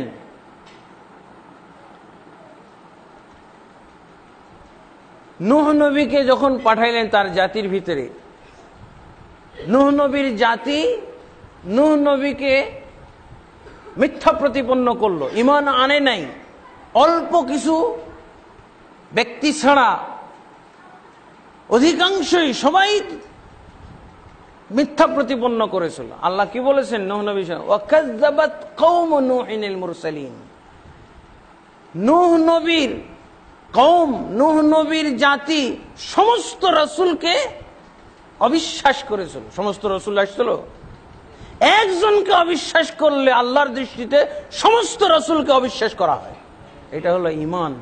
ঈমান হলো চেইন, ডিটেইলস, পূর্ণাঙ্গ বিশ্বাস। নূহ নবীর যুগে তো সব নবী ছিল না, শুধু নূহ নবী ছিলেন। কিন্তু আল্লাহ কি বলছেন, শুধু নূহ নবীকেই তারা অস্বীকার করেছিল, পরের নবী তো দেখেই নাই। ইব্রাহিম নবী কি তখন ছিল? আমাদের নবী মুহাম্মদ রাসূলুল্লাহ ছিলেন, শুধু নূহ নবী ছিলেন। তাই আল্লাহ কি বলছেন, কাযযাবাত কওম নূহিল মুরসালিন। নূহ নবীর কওম জাতি সমস্ত রাসূলকে মিথ্যা জেনেছিল, অবিশ্বাস করেছিল। অবিশ্বাস করেছে একজনকে, মুহাম্মদ সাল্লাল্লাহু আলাইহি ওয়াসাল্লাম পর্যন্ত অবিশ্বাস করা হয়ে গেছে। এগুলো হলো চেইন। তারপরে রাসূলগণের প্রতি বিশ্বাস, এরকম ডিটেইলস। তারপরে আসছে আল ইয়াউমুল আখির, আখিরাতের প্রতি বিশ্বাস। আখিরাত বিশ্বাস করি, কিন্তু আখিরাতে ছোটখাটো সব বিষয় দেখা হবে। আমি যা করেছি তা আমার সামনে উপস্থাপন করা হবে, উপস্থিত করা হবে, আমার আমলনামা হবে। এইগুলো বিশ্বাস নেই, সব বিশ্বাস করতে হবে। আখিরাতের সাথে সংশ্লিষ্ট যা কিছু আছে, এমনকি আখিরাতের সাথে সংশ্লিষ্ট প্রথম বিষয় হলো কবর। আল্লাহ রাসূল সাল্লাল্লাহু আলাইহি ওয়াসাল্লাম কি বলছেন, আল কবরু আউয়ালু মানাজিলিল আখিরাহ। কবর হচ্ছে আখিরাতের প্রথম ধাপ, প্রথম সিঁড়ি। আল্লাহ রাসূল সাল্লাল্লাহু আলাইহি ওয়াসাল্লাম অপর এক হাদিসে বলছেন, মান মাতা ফাকাদ উকিমাত কিয়ামাতুহু। যে ব্যক্তি মৃত্যুবরণ করেছে তার কিয়ামত অনুষ্ঠিত হয়ে গেছে। তার কারণ তার মাঝে আর কিয়ামতের মাঝে আর কোনো পার্থক্য আছে? এই কারণে কবরের জীবনের বেশি সামঞ্জস্যতা, সংশ্লিষ্টতা হলো আখিরাতের জীবনের সাথে। দুনিয়ার জীবনের সাথে কবরের বারজাখী জীবনের কোনো সম্পর্ক নাই। আল্লাহ রাসূল সাল্লাল্লাহু আলাইহি ওয়াসাল্লাম কি বলছেন, আল কবরু আউয়ালু মানাজিলিল আখিরাহ ওয়া লাইসা আল কবর আউয়ালু আখিরু মানাজিলিদ দুনিয়া। দুনিয়ার শেষ মঞ্জিল বলা নাই, আখিরাতের প্রথম মঞ্জিল বলছেন। কারণ কবর থেকে শুরু হয়ে গেল আখিরাত। তারপরও আমরা ভাগ করি দুনিয়াবী জীবন, কবরের জীবন, কবর বা বারজাখী জীবন, আর একটা হলো উখরাবী জীবন। তিন জীবনে আমরা বিশ্বাস করি, এবং এক জীবনের সাথে আর এক জীবনের কোনো মিল নাই। তবে বারজাখী জীবনের সাথে আখিরাতের জীবনের কিছুটা মিল আছে, দুনিয়ার সাথে কোনো মিল নাই। এর আগে আরো কয়েকটা জীবন আমরা অতিবাহিত করে এসেছি। একটা জীবন আমাদের ছিল আসমান জমিন সৃষ্টি করার 50,000 বছর আগে, সেটা একটা জীবন ছিল 50 বছর আগে। তখন আমরা কেমন ছিলাম, তখন আমাদের রূহ কেমন ছিল, আমাদের বডিটা কেমন ছিল। এরপর আরেকটা স্তর হলো আদম সৃষ্টি করার পর। আদম সৃষ্টি করার পর আল্লাহ তাবারক ওয়া তাআলা আমাদের সকলকেই আদম আলাইহিসসালাতু ওয়াস সালামের পৃষ্ঠদেশ থেকে স্পর্শ করে কিয়ামত পর্যন্ত যত সন্তান আসবে সবাইকে উপস্থিত করেছিলেন আল্লাহ তাবারক ওয়া তাআলা। সেটা এক ধরনের আমাদের অস্তিত্ব, সেটা আমাদের এক ধরনের জীবন, যেই জীবনে আমরা কথা বলেছিলাম। প্রথম জীবনে কথা বলার কোনো দলিল পাওয়া যায় না, শুধু রাসূলুল্লাহ সাল্লাল্লাহু আলাইহি ওয়াসাল্লাম বলছেন, ইন্নাল্লাহ, সহিহ বুখারীর হাদিস, ইন্নাল্লাহ কদ্দারা মাকাদিরাল খালকি ক্বাবলা আন ইখলাকাস সামাওয়াতি ওয়াল আরদ বি50,000 সানা। আল্লাহ তাবারক ওয়া তাআলা তার মখলুক, এই আশরাফুল মখলুক বা জিন এবং ইনসান, এদের জন্যই তো সবকিছু সৃষ্টি করেছেন আসমান জমিন। আল্লাহ বলছেন, এদের তাকদীর আমি নির্ধারণ করেছি আসমান জমিন সৃষ্টি করারও 50,000 বছর আগে। অর্থাৎ আমি আকরামুজ্জামান আপনাদের মাঝে এই মসজিদে কি কি কি এলাকার নাম বলেন, মুন্সিবাড়ি জামে মসজিদ, আলমদিনা জামে মসজিদ। এখানে যে আমি বক্তব্য রাখবো আর আপনারা কতজন শরিক হবেন, কয়টা কথা বলবো, এটা আসমান জমিন সৃষ্টি করার 50,000 বছর আগে আল্লাহ লিখে রেখেছে। এটা আমাদের একটা জীবন, সেই জীবনের কাহিনী কেউ বলতে পারবে না, শুধু এই হাদিসটা তরজমা করা ছাড়া। বলতে পারবো? তারপরে দ্বিতীয় জীবন হলো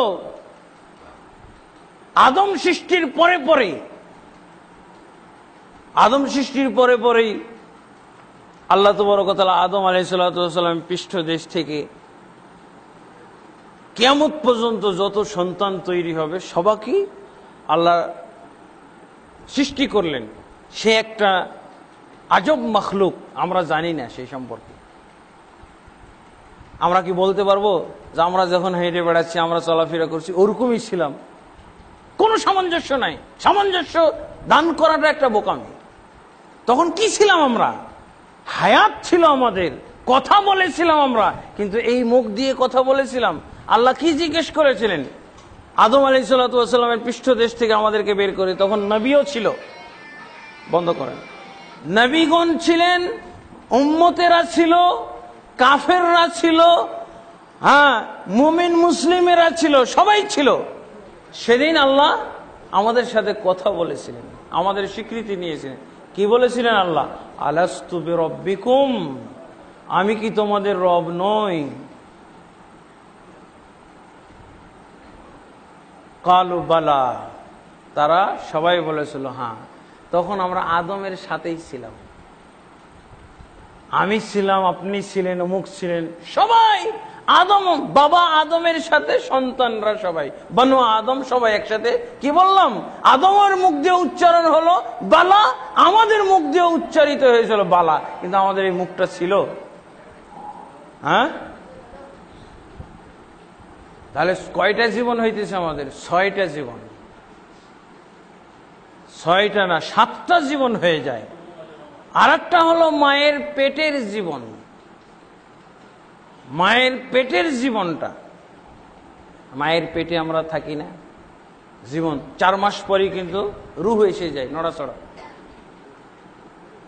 কিন্তু এরকম আবদ্ধ পরিবেশের মধ্যে বেঁচে ছিলাম।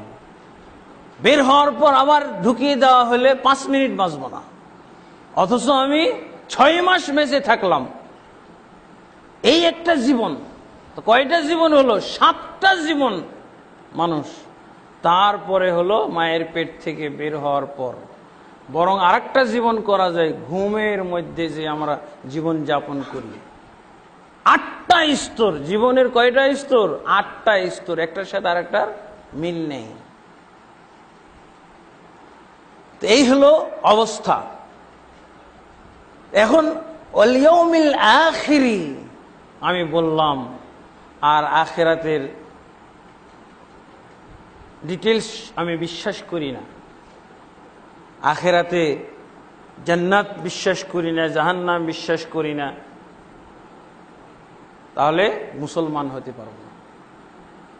আল্লাহর রাসূল সাল্লাল্লাহু আলাইহি ওয়াসাল্লাম হাউজে কাউসারে পানি পান করাবেন, কিসের পানি পান করাবেন? বিশ্বাস করি না।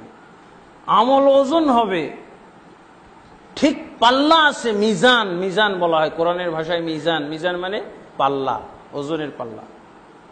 ফামান ইয়ামাল মিসকালা যাররাতিন খায়রান ইয়ারাহ ওয়া মান ইয়ামাল মিসকালা যাররাতিন শাররান ইয়ারাহ।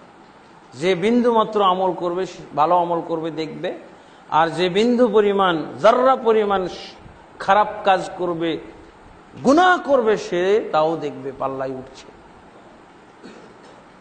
তো ডিটেলস এগুলো হলো ইমানের বিষয়। বিশ্বাস থাকতে হবে। আপনার বিশ্বাস নাই, ইমানদার হতে পারবেন না। তাহলে এবার আসছে বিশ্বাসের পর হবে আমল করা। আমল করতে হবে, বিশ্বাস অনুযায়ী আপনার আমল আনতে হবে, আমল করতে হবে। আপনি আল্লাহকে বিশ্বাস করেন, আল্লাহকে বিশ্বাস করেন, এটা প্রমাণ কি? আল্লাহ যা আদেশ করেন তা আমি পালন করি। আল্লাহ যা আদেশ যা আল্লাহ নিষেধ করেন সেটা থেকে বিরত থাকি, এই তো আল্লাহকে বিশ্বাস করা। আমি আল্লাহকে মহব্বত করি, আমি রাসূলকে মহব্বত করি, রাসূল আমাকে যা আদেশ দেন তা আমি পালন করি, রাসূল আমাকে যা নিষেধ করেন সেটা থেকে বিরত থাকি। এই তো আল্লাহকে বিশ্বাস করা, রাসূলকে বিশ্বাস করা। আপনি বলেন তো আল্লাহ বিশ্বাস, রাসূল বিশ্বাস করার আর কি পয়েন্ট আছে? আল্লাহকে বিশ্বাস করি কিন্তু আল্লাহর একটা কথাও মানি না। বিশ্বাস করা হলো আল্লাহকে, তামাশা করা হলো আল্লাহর সাথে। ইমানের নামে আল্লাহকে ধোঁকা দেওয়া হলো। কোরআনে আল্লাহ বলছেন না, ইখাদিউন আল্লাহ ওয়াল্লাযিনা আমানু, তারা আল্লাহকে ধোঁকা দিতে চায়, যারা ইমানদার তাদেরকে ধোঁকা দিতে চায়। ওমা ইয়াখদাউনা ইল্লা আনফুসাহুম ওমা ইয়াশউরুন, তারা নিজেদেরকেই ধোঁকা দিচ্ছে এভাবে, অথচ তারা টের পায় না। তাহলে ইয়াজিদু বিত্তাআ, এটা সৎ কাজ করলে কি হয়? বেড়ে যায়। আল্লাহর রাসূল সাল্লাল্লাহু আলাইহি ওয়াসাল্লাম বলছেন যে আবু বকর রাদিয়াল্লাহু আনহুর ঈমান যদি এক পাল্লায় রেখে দেওয়া হয় আর সমস্ত মুমিন সম্প্রদায়ের ঈমান আরেক পাল্লায় রেখে দেওয়া হয়, তো কি হবে? আবু বকরের ঈমানের পাল্লা ভারী হয়ে যাবে। আবু বকর রাদিয়াল্লাহু আনহুর ঈমান আর আমার ঈমান তাহলে সমান না কম বেশি আছে? কম বেশি আছে না? আল্লাহর রাসূল সাল্লাল্লাহু আলাইহি ওয়াসাল্লাম হ্রাস পায়, ঈমান হ্রাস পেয়ে যায়, কমতে কমতে জিরো হয়ে যায়। রাসূলুল্লাহ সাল্লাল্লাহু আলাইহি ওয়াসাল্লাম বলছেন, সহিহ মুসলিম বুখারীর হাদিস, লা ইয়াজনি জানি হিনা ইয়াজনি ওয়া হুয়া মুমিনুন, কোন জিনাকারী যখন জিনা করে তখন তার ঈমান থাকে না। কোথায় গেল ঈমান? যার ঈমান থাকলো না কি হয়ে গেল? কমে গেল, জিরো হয়ে গেল।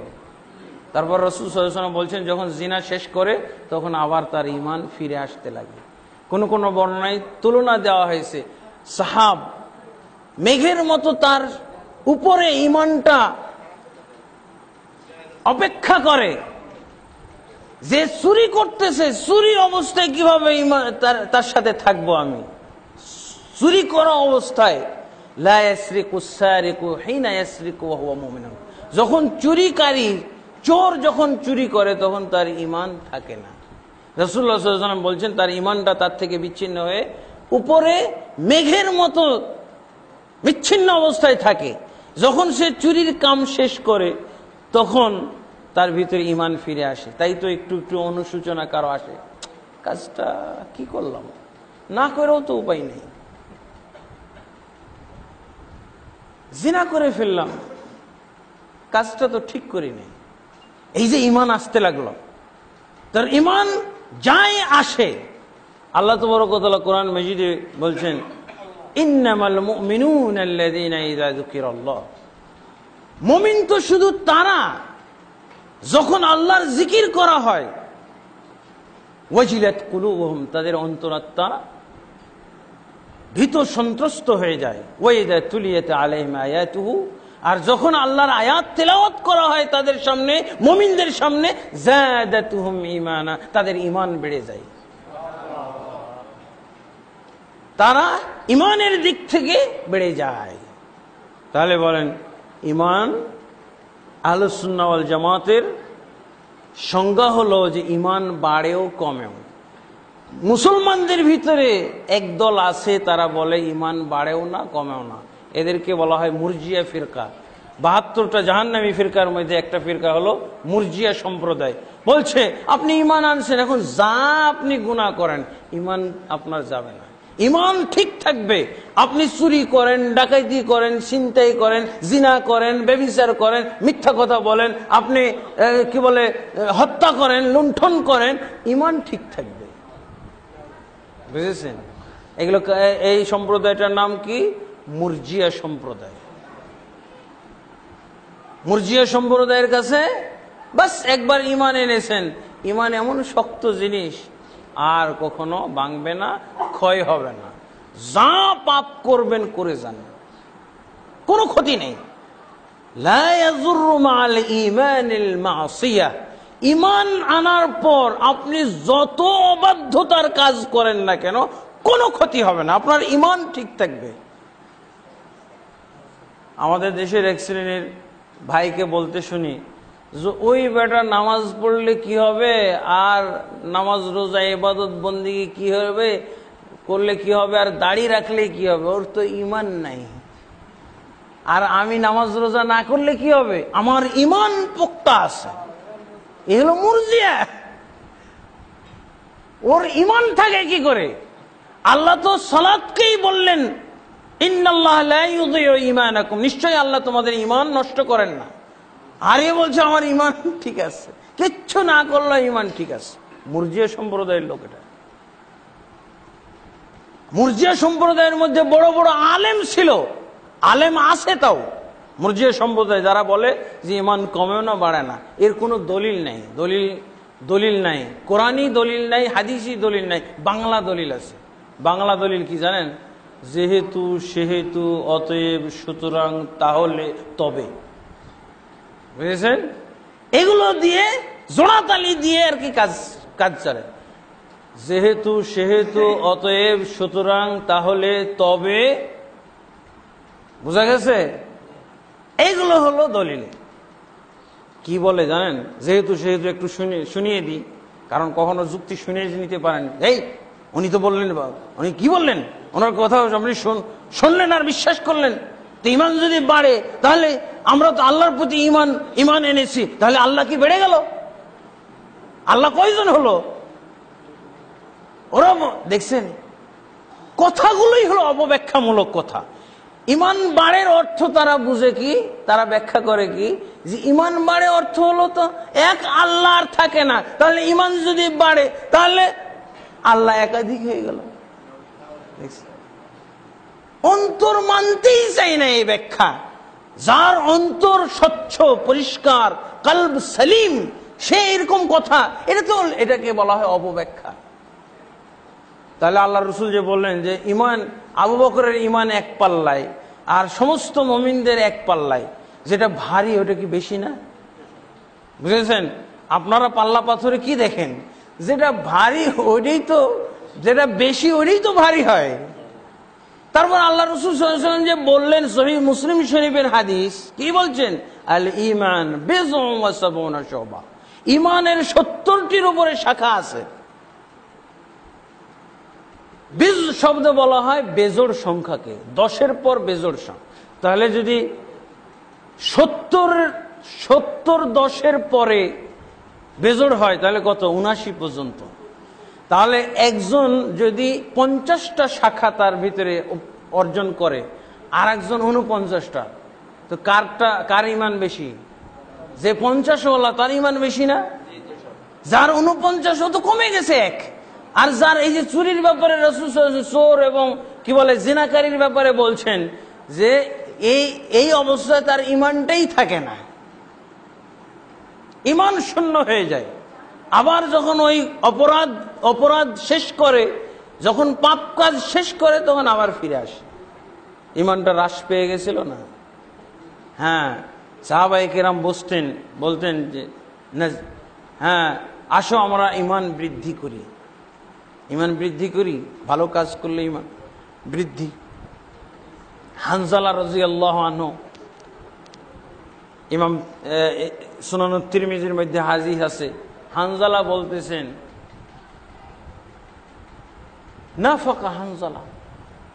হানজালা একজন সাহাবী, যার কিসসা মাশহুর, শহীদ হয়ে মৃত্যুবরণ করেছিলেন। সেই হানজালা সাহাবী, বাড়ি থেকে উনি বের হয়ে গেছেন, বেহাল দশা, বিচলিত অবস্থা। আবু বকর রাদিয়াল্লাহু আনহু দেখে বলছে, এই হানজালা, তোমাকে এত বেচैन, বেহাল, তোমাকে দিশেহারা দেখাচ্ছে কেন? তুমি কেন এত অস্বস্তি বোধ করতেছো? অস্বস্তিকর অবস্থায় তোমাকে দেখছি কেন? পেরেশান কেন তুমি? তো বলছে, আমাকে ছাড়ো। নাফাকা হানজালা, হানজালা মুনাফিক হয়ে গেছে। কিভাবে মুনাফিক হয়ে গেছে? বলো কিভাবে? মুনাফিকরা কখনো মুনাফিক স্বীকার করে? ওই যে বললাম না, এক ওয়াক্ত নামাজ পড়ে না কিন্তু পাক্কা ইমানদার, বুঝেছেন না? আর 22 জন সাহাবী আল্লাহর রাসূল, তার মধ্যে 10 জন জান্নাতের সার্টিফিকেট প্রাপ্ত সাহাবী আছে, আর তাদের মধ্যে এক নম্বর হলো আবু বকর রাদিয়াল্লাহু আনহু। 22 জন সাহাবী, সহিহ বুখারীর মধ্যে পাওয়া যাবে যে 22 জন সাহাবী তারা নিজেদেরকে মুনাফিক মনে করত। আবু বকর তার মধ্যে একজন। আবু বকর রাদিয়াল্লাহু আনহু মনে করতেন এটা একটা ভালো লক্ষণ, ইমানদার হওয়ার লক্ষণ।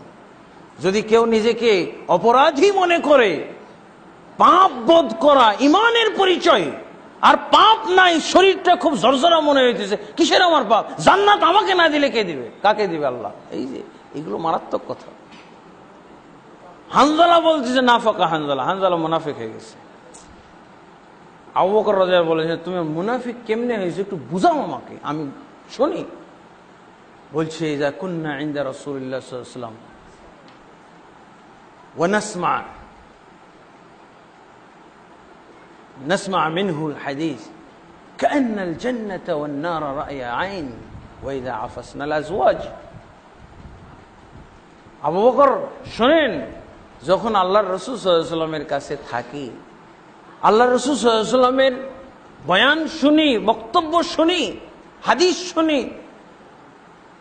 আখিরাত সম্পর্কে, জান্নাত সম্পর্কে, জাহান্নাম সম্পর্কে, তখন মনে হয় জান্নাত আর জাহান্নাম চোখে দেখতেছি, চোখে দেখতে পাই। ওয়াইদা আফাসনাল আজওয়াজ, যখন পরিবারের সাথে যে মিশে যায় তখন এগুলো আর কিচ্ছু মনে থাকে। তো মুনাফিক না। রাসূল সাল্লাল্লাহু আলাইহি ওয়াসাল্লামের কাছে থাকি এক ধরনের ঈমান, আর পরিবারে আসি তখন আরেক ধরনের ঈমান বিশ্বাস, আর জান্নাত জাহান্নাম চোখের সামনে নাই। তো মুনাফিক হইলাম না? কেন দুই রকম হবে? সবসময় একরকম থাকবে না কেন?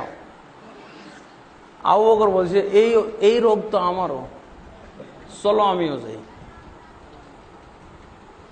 দেখছেন, ইমান কম বেশি হয়ে যেত তাদের, ইমান এত বেড়ে যেত যে জান্নাত আর জাহান্নাম চোখের সামনে দেখতে পাইত। আর পরিবারের সাথে, স্ত্রীর সাথে মিশে, সন্তানদের সাথে মিশে মিল মহব্বতে জড়িয়ে পড়ার পর এগুলো আর অনুভব করত না। আল্লাহ রাসূল সাল্লাল্লাহু আলাইহি সাল্লামের কাছে দুইজনই চলে গেল, দুইজন নিজেরাই আসামি। তাদেরকে কেউ আসামি করেছে, নিজেরাই আসামি, নিজেরাই অপরাধী হয়ে রাসূল সাল্লাল্লাহু আলাইহি সাল্লামের কাছে উপস্থাপন করছে। আল্লাহ রাসূল সাল্লাল্লাহু আলাইহি সাল্লাম তাদেরকে সান্ত্বনা দিয়ে বললেন, সাআতুন ইয়া হানজালাতু সাআতুন ওয়া সাআতুন। হানজালা, সময় আর সময়, সময়ের পরিবর্তন হতে পারে, একরকম থাকবে না। আল্লাহ 5 ওয়াক্ত নামাজ দিয়ে 50 ওয়াক্ত তো দেননি, কমাই দিছিলেন না? 50 ওয়াক্ত হইলে তো সারাদিনই নামাজ। বাস টিফিন বাটি নিয়ে অফিসের মতো করে মসজিদে চলে আসতে হইতো, টিফিন বাটি নিয়ে। গার্মেন্টসে 8 ঘন্টা ডিউটি করার মতো 50 ওয়াক্ত নামাজ পড়তে গেছি, সব টিফিন বাটি নিয়ে মসজিদ ভর্তি হয়েছি, তাই না? কিন্তু আল্লাহ কত রহম করেছেন, 5 ওয়াক্ত মাত্র, বাকি তো ফ্রি সময়। আল্লাহ রাসূল সাল্লাল্লাহু আলাইহি ওয়াসাল্লাম বললেন সাআতুন ওয়া সাআতুন, দেখো আল্লাহ তোমাদেরকে টাইম ভাগ করে দিয়েছে। কিছু সময় আল্লাহ তোমাদেরকে ইবাদতের ভিতরে ব্যস্ত দেখতে চান, আর কিছু সময় তোমরা দুনিয়ার কাজে থাকবে। দুনিয়া আবাদ করতে হবে না? ক্ষেত খামার আছে না? বৈরাগ্যতা ইসলামে নাই কেন? ইসলাম চলবে না, কারণ দুনিয়া আবাদ করাও এটা বিরাট একটা দায়িত্ব। দুনিয়া আবাদ করা আল্লাহ চান। তারপর আল্লাহ রাসূল সাল্লাল্লাহু আলাইহি ওয়াসাল্লাম বললেন যে আমার সঙ্গে থাকা অবস্থায় তোমাদের যে ইমানের হাল থাকে, যে অবস্থাটা থাকে, এরকম যদি 24 ঘন্টা থাকতো, তাহলে ফেরেশতাদের একটা ডিউটি হইতো তোমাদের বাড়িতে এসে এসে তোমাদেরকে সালাম দেওয়া, বিছানায় বসে বসে সালাম মুসাফা করতো। আমার সাথে থাকলে যেমন তোমাদের ঈমান থাকে, হালাত থাকে, এরকম যদি সবসময় থাকতো, পরিবারের মধ্যে থাকতো, বিছানায় এসে এসে সালাম করতো, ফেরেশতারা মুসাফা করতো তোমাদের সাথে। তাহলে দেখেন ঈমানের কম বেশির কারণে। এই জন্য আমাদের এই অপব্যাখ্যার দরকার কি, এই পণ্ডিতি করার দরকার কি যে ঈমান বাড়লে আল্লাহও বেড়ে যায়? হ্যাঁ, সতর্কতা। এই সতর্কতা হলো দলিলবিহীন সতর্কতা, এটা গুমরাহমূলক সতর্ক। সব পরেশগারি কি ভালো পরেশগারি নাকি? দেখেন মুরজিয়া সম্প্রদায় বলতেছে যে ইমান আনলে আর কমেও না বাড়েও না, স্থির। আর এর বিপরীতে হলো খারিজি সম্প্রদায়। কিসের? ইমানে একটু পাপ করলেই শেষ, কাফের হয়ে যাবে। যদি কেউ একটু পাপ করে, একটা কবিরা গুনাহ করে, তাহলে কি হয়ে যাবে? সে কাফের হয়ে যাবে।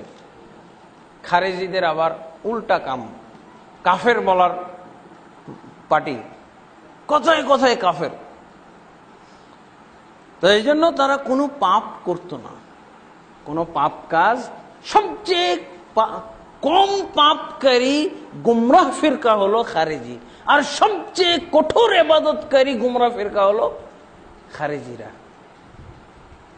সাহাবায়ে কেরামও এদের মতো ইবাদত করতে জানতো না, এত বেশি পরিমাণ ইবাদত সাহাবায়ে কেরাম করতে পারতেন না। তাদের আকীদা ছিল একটা গুনাহ যদি কেউ করে, কবিরা গুনাহ, সে মুসলমান থেকে খারিজ, সে মুসলমানই থাকবে না। আর মুরজিয়াদের যত গুনাহ করেন, আপনার ইসলাম কি? ইসলাম ঠিক আছে, বহাল তবিয়তে, ঈমান আপনার বহাল তবিয়ত আছে। আর খারিজিরা একটা গুনাহ করলে শেষ, কবিরা গুনাহ। আর কি আহলুস সুন্নাহ ওয়াল জামাতের আকীদা হলো কবিরা গুনাহ করলেও পাল্লা আছে না, যদি নেকির পাল্লাটা ভারী হয়ে যায়, কবিরা গুনাহ হোক সগীরা গুনাহ, পাল্লায় যেটা উঠিয়ে দেওয়া হয়েছে ওই পাল্লা যদি হালকা হয়ে যায়, তাহলে জান্নাত হয়ে যাবে। ওই গুনাহ আপনার কোনো আপনার ক্ষতি করতে পারল না। মিজানের পাল্লায় হিসাব নিকাশ হবে, হিসাব নিকাশে যদি আপনি প্লাস মাইনাস যদি টিকে যান, আপনার সৎ আমল বেশি হয়ে যায়, তাহলে আপনি জান্নাতে চলে যান। আর যদি অসৎ আমল, পাপ আপনার বেশি ভারী হয়ে যায়, তাহলে জাহান্নামে যেতে হবে। জাহান্নাম ভোগ করার পর, পাপ পরিমাণ জাহান্নাম ভোগ করার পর জান্নাতে আসবে একদিন। তো আলহামদুলিল্লাহ, তাহলে ক্লিয়ার হয়েছি যে আহলুস সুন্নাহ ওয়াল জামাতের নিকটে ঈমান হলো মুখের স্বীকৃতি, অন্তরের বিশ্বাস আর কাজে বাস্তবায়ন। আর সৎ কাজ যত করবেন ঈমান আপনার বাড়বে, অসৎ কাজ যত করবেন ঈমান আপনার কমবে, 0 পর্যন্ত হয়ে যেতে পারে, মাইনাস হয়ে যেতে পারে। মুরতাদ হয়ে যায় কেন? মুসলমানের আর একটা বিধান আছে না, খালি মুসলমানই হবে আর কখনো ইসলাম থেকে বের হবে না। যেমন ভাবে ইসলামে ঢুকার কালেমা আছে, বাণী আছে, ঠিক এমনি ভাবে ইসলাম থেকে বের হওয়ারও বাণী আছে, বের হওয়ারও কাজ আছে। রাসূলুল্লাহ সাল্লাল্লাহু আলাইহি ওয়াসাল্লামের যুগে, সাহাবায়ে কেরামের যুগে মুরতাদকে হত্যা করা হয়েছে না? মান বাদদালা দীনাহু ফাকতুলুহু, যে তার দিন পরিবর্তন করে ফেলেছে তাকে হত্যা করো। তাহলে মুরতাদও হয়ে যেতে পারে। এই জন্য আমার কাছে 2 খণ্ড কিতাব আছে, নওয়াকিজুল ঈমান আল ইতিকাদিয়া, ঈমান ভঙ্গের আকীদাগত বিষয় সমূহ। আর একটা খণ্ড হলো নওয়াকিজুল ঈমান আল কওলিয়া ওয়াল আমালিয়া, ঈমান ভঙ্গের কথা এবং কাজ, ঈমান ভঙ্গের বিশ্বাস, কি কি বিশ্বাস করলে আপনার ঈমান ভঙ্গ হয়ে যাবে। আর আরেক খণ্ড হলো প্রায় 700 পৃষ্ঠার এক খণ্ডে, যে সমস্ত আকীদা বিশ্বাসের কারণে ঈমান নষ্ট হয়ে যায়, ভেঙে যায়, মুরতাদ হয়ে যায়, আর যে সমস্ত কথাবার্তা এবং যে সমস্ত কাজ করলে ঈমান নষ্ট হয়ে যায়, এটা আরেক খণ্ড, এটাও এরকমই 700 পৃষ্ঠা। যাই হোক, আজকে সেই বিষয়গুলো না, আজকে ঈমানের আসল পয়েন্ট, ঈমানের মৌলিক বিষয়, ঈমান কি, এই বিষয়ে শুধু আলোচনা ক্ষান্ত রাখবো। আগে ঈমান চিনবো, তাহলে তো ঈমান রক্ষার ব্যাপার আছে, আর ঈমান নষ্ট হওয়ার ব্যাপার আছে। ঈমানই চিনলাম না, তো আমার ঈমান নষ্ট হবে কি? আছে না? আমার যদি ঈমানই না গঠিত হয়, তাহলে আমার ঈমান নষ্ট হবে কি? এবার আসেন তাহলে রাসূলুল্লাহ সাল্লাল্লাহু আলাইহি ওয়াসাল্লামের হাদিস থেকে যে আহলুস সুন্নাহ ওয়াল জামাতের আলেমগণ ইমামগণ যে সংজ্ঞা নির্ধারণ করলেন সেই সংজ্ঞা অনুযায়ী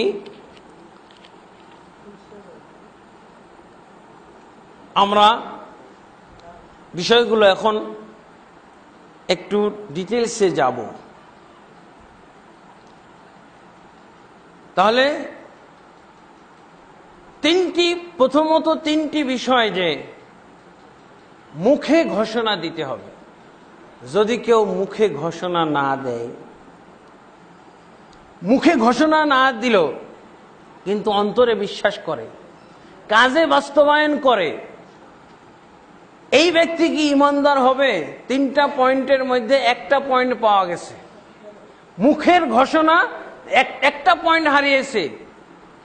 মুখের ঘোষণা নেই কিন্তু অন্তরে বিশ্বাস আছে, কাজেও কিছু বাস্তবায়ন হয়তো করে, এরকম ব্যক্তি কি ইমানদার হবে? এই ব্যক্তি ইমানদার হবে না। যদি এই ইমানদার হয় তাহলে কেমন ইমানদার হবে? ফেরাউন মার্কা ইমানদার। এই ইমানটা ফেরাউনের কাছে ছিল। ফেরাউন মুখে ঘোষণা দেয় নাই কিন্তু অন্তরে তার বিশ্বাস ছিল। অন্তরে বিশ্বাস ছিল, এটা আপনি সূরা নামলের 14 নম্বর আয়াতে পাবেন। সূরা আন-নামলের 14 নম্বর আয়াতে তার মৌখিক ঘোষণা ছিল না, লা ইলাহা ইল্লাল্লাহ আশহাদু আল্লা ইলাহা ইল্লাল্লাহ ওয়া আন্না মূসা কালিমুল্লাহ। এই ঘোষণা দেয় নাই। ঘোষণা দিতে হবে না। আফজালুহা কাউলু লা ইলাহা ইল্লাল্লাহ বলেননি রাসূলুল্লাহ সাল্লাল্লাহু আলাইহি ওয়াসাল্লাম, কিন্তু এই কাজও করে নাই। কিন্তু তার অন্তরে ছিল ঈমান। আল্লাহ তাবারক ওয়া তাআলা সেটা বলছেন, জাহাদু বিহা ওয়াস্তাইকানাতহা আনফুসুহুম যুলমান ওয়া উলুওয়া।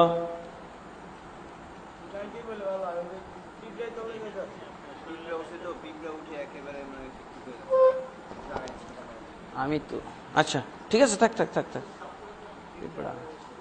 তা আল্লাহ কি বলছেন? জাহাদু বিহা। সে ঘোষণা তো দেওয়ার দূরের কথা, সে অস্বীকার করত, মৌখিকভাবে অস্বীকার। মূসাকে অস্বীকার করেছিল। মূসাকে সে কখনো স্বীকৃতি দেয় নাই।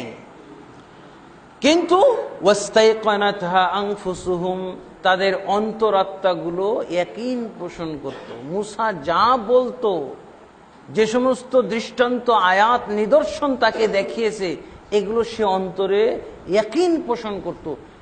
সিদক মানে হলো বিশ্বাস করা, সত্য জানা, আর ইয়াকিন বলা হয় দৃঢ় বিশ্বাস। সিদকের বিপরীত হলো কাযিব। সিদকের বিপরীত হলো কাযিব, মিথ্যা জানা। আর ইয়াকিনের বিপরীত হলো আশ-শাক্ক ওয়ার রাইব, সন্দেহ সংশয় পোষণ করা। সিদকের পরে ইয়াকিনের দরকার ঈমানের ক্ষেত্রে। আপনি সত্য জেনেছেন, এই সত্য জানলেও হবে না, কি ইয়াকিন পোষণ করতে হবে। এই ইয়াকিন পর্যন্ত পৌঁছেছিল ফিরআউন এবং তার দলবল, হামান, কারুন, এরা সবাই কি ইয়াকিন পোষণ করত যে মূসা আসলে সত্য নবী। বিপদে পড়লে তো গোপনে গোপনে মূসার সাথেই আতাত করত, মূসা ঈমান আনবো, তুমি যদি এই বিপদ সরাই দাও ঈমান আনবো। কাজেও করেছে না, কিছু বাস্তবায়নও দেখাইছে, কিন্তু নিরালে নিভৃতে, তলে তলে, আড়ালে, প্রকাশ্যে না। কিন্তু ঈমানের কথা হলো কাউলু লা ইলাহা ইল্লাল্লাহ। কাউল মানে উচ্চারণ করতে হবে, শুনবে সবাই, নবীকে শোনাইতে হবে। আর ফিরআউন কি করত? ইয়াকিন ছিল, ও তো বুঝে ফেলতো এই ব্যাঙ এত কোথা থেকে আসলো, উকুন এত কেন ভরে গেল, এত রক্ত কোথা থেকে আসলো, বুঝে ফেলতো এটা মূসার আল্লাহর কাম। এই মূসার মাধ্যম ছাড়া এটা যাবে না। গোপনে ফিরআউন মূসা আলাইহিস সালামের সাথে যোগাযোগ করত যে মূসা তুমি এদের সরাই দাও, কথা দিলাম ঈমান আনবো। বুঝেছেন? ইয়াকিন ছিল অন্তরে, তাই তো বুঝে ফেলেছে। আর কোথাও যাইতো? একমাত্র মূসার কাছেই যাইতো বিপদ সরানোর জন্য। মূসা আলাইহিস সালামের শরণাপন্ন। আল্লাহ বলছেন ইস্তাইকানাতহা আনফুসুহুম, তাদের অন্তর ইয়াকিন পোষণ করত। সিদক নয়, ইয়াকিন। সিদকের সত্য জানার চেয়েও এক ধাপ উঁচু দৃঢ় বিশ্বাস, দৃঢ় বিশ্বাস পোষণ করেছে। জুলমান ওয়া উলুয়া, ঊর্ধ্বত্ববশত স্বেচ্ছাচারিতার কারণে সে মুখ দিয়ে অস্বীকার করত, কিন্তু অন্তরে স্বীকার করত। অন্তরে স্বীকার করলে মুমিন না? এমনকি সে আল্লাহর কাছে দোয়া করেও নিয়েছিল যে আল্লাহ, আমি আখিরাতে চাই না, আমি দুনিয়াতে আমাকে বিদায় করে দাও, হ্যাঁ, পরিশোধ করে দাও। তো সে তো চিনত আল্লাহকে, মনে মনে সে বিশ্বাসও করতো মুসা আসলেই সত্য নবী, কিন্তু আমার রাজ্য খতম হয়ে গেল, আমার মাতব্বরি থাকবে না, আনা রব্বুকুমুল আলার দাবি আমার নষ্ট হয়ে যাবে, আমাকে কানাকড়িও মূল্য দিবে না মানুষ। আমি এতদিন পর্যন্ত প্রতিষ্ঠিত করেছি কি, আনা রব্বুকুমুল আলা, আমি তোমাদের ঊর্ধ্বতন রব। এখন যদি মুসাকে মানি তো আমার সব মান ইজ্জত শেষ হয়ে যাবে, বুঝেছেন? এই জন্য অন্তরে ঈমান ছিল, অন্তরে, মুখে ছিল না। তাহলে কেউ যদি ঈমানের কথা ঘোষণা না দেয়, অন্তরে পোষণ করে, তাহলে ও হবে ফেরাউন মার্কা ঈমানদার। এ যদি মুমিন হয় তাহলে ফেরাউনও মুমিন। বোঝা গেছে কোন পয়েন্ট হারানোর কারণে ফেরাউন হলো ফেরাউন মার্কা মুমিন? ঘোষণা, লা ইলাহা ইল্লাল্লাহ, আশহাদু আল্লা ইলাহা ইল্লাল্লাহ ওয়া আন্না মুহাম্মাদুর রাসূলুল্লাহ। আল্লাহ রাসূলের সামনে এসে বলতেন, সাহাবায়ে কেরামের সামনে এসে বলতো এরকম। এরপরে মরার সময় দেখেন ওর অন্তরে যে ঈমান ছিল, অন্তরে ঈমান কারো থাকলে মুখ দিয়ে এক সময় বের হয়ে যায়। জীবদ্দশায় মুসার সামনে গোপনে বের করেছে ঈমানের কথাটা, মুসা তুমি বাঁচাও, ব্যবস্থা করো। আর মরার সময় মুখ দিয়েও সে পূর্ণ করে ফেলেছিল, মুখ দিয়ে যেটা বাকি ছিল এটা মরার সময় পূর্ণ করেছিল। কি বলেছিল? হাত্তা ইযা আদরাকাহুল গরকু ক্বালা আমানতু, মুখ দিয়ে এবার বলছে। যখন সে পানিতে চুবানি খাচ্ছে, ডুবে যাচ্ছে, তখন সে কি বলল? আমানতু আন্নাহু লা ইলাহা ইল্লাল্লাহ। এতক্ষণই হলো, বুঝেছেন? আগে অন্তরে ছিল, আর নিয়ম হলো আগে মুখে, তারপরে অন্তরে, তারপরে কর্মে আসতে হবে। ও অন্তরে বিশ্বাস রেখেছিল, এই জন্য মুসলমান হতে পারে নাই। আর মরার সময় মুখে চলে এসেছে, আমানতু আন্নাহু লা ইলাহা ইল্লাল্লাযী আমানাত বিহি বানু ইসরাঈল, আমি ঈমান আনলাম। ডুবে মারা যাচ্ছে, ওরও বিশ্বাস যে এই জায়গা থেকে যিনি হায়াত দান করেছেন উনি রক্ষা করতে পারেন, আর কেউ রক্ষা করতে পারবে না। এই জন্য ঠিকানা ভুল করে নাই, কি আল্লাহর কাছে, আল্লাহর প্রতি ঈমান। কি বলছে? আমানতু, আমি ঈমান আনলাম। এটা ঈমানে আনার ভাষা না? আমানতু বিল্লাহি ওয়া মালাইকাতিহি ওয়া কুতুবিহি, আমরা আমানতু বলি না? সেই ফিরআউনের মুখ দিয়ে বের হচ্ছে আমানতু। আজকে উচ্চারণ, এতদিন উচ্চারণ ছিল না, আর আজকে উচ্চারণ করছে আমানতু, আমি ঈমান আনলাম। নিশ্চয়ই কোন সত্যিকার অর্থে ইলাহ নাই, একমাত্র তিনি ছাড়া, যার উপরে ঈমান এনেছে বানু ইসরাঈলরা। আজকে বলতে ভয় পাচ্ছে আমার আল্লাহর উপরে ঈমান আনলাম, যদি ভুল হয়ে যায়। এখন বলছে শত্রুদের আল্লাহর উপরে ঈমান আনলাম, যাদেরকে মারার জন্য আসছিলাম এদের আল্লাহর উপরে আমি ঈমান আনলাম, যেন ভুল না হয়। এখন তো ভুল করার সময় নাই, একেবারে ডাইরেক্ট শুদ্ধটা করতে হবে, কারেকশনের সময় নাই। আমার আল্লাহ যদি আল্লাহ না মানে, এই বেটা না, এই দুরাচার, এই লম্পট, এই কাফের, তুই সারা জীবন আমাকে স্বীকার করলি না, আর এখন মরার সময় আমাকে আল্লাহ বলছিস। যদি আল্লাহ এরকম মনে করে, এই জন্য কি বলছে? শত্রুদের আল্লাহর উপরেই ঈমান আনলাম আমি। বুঝেছেন? ঈমান আমান্ত বললো, আরেকটা কোনোটাই বাদ দিতেছে না। যদি আমান্ত বলে যদি যথেষ্ট না হয়, তো শেষে কি বলতেছে?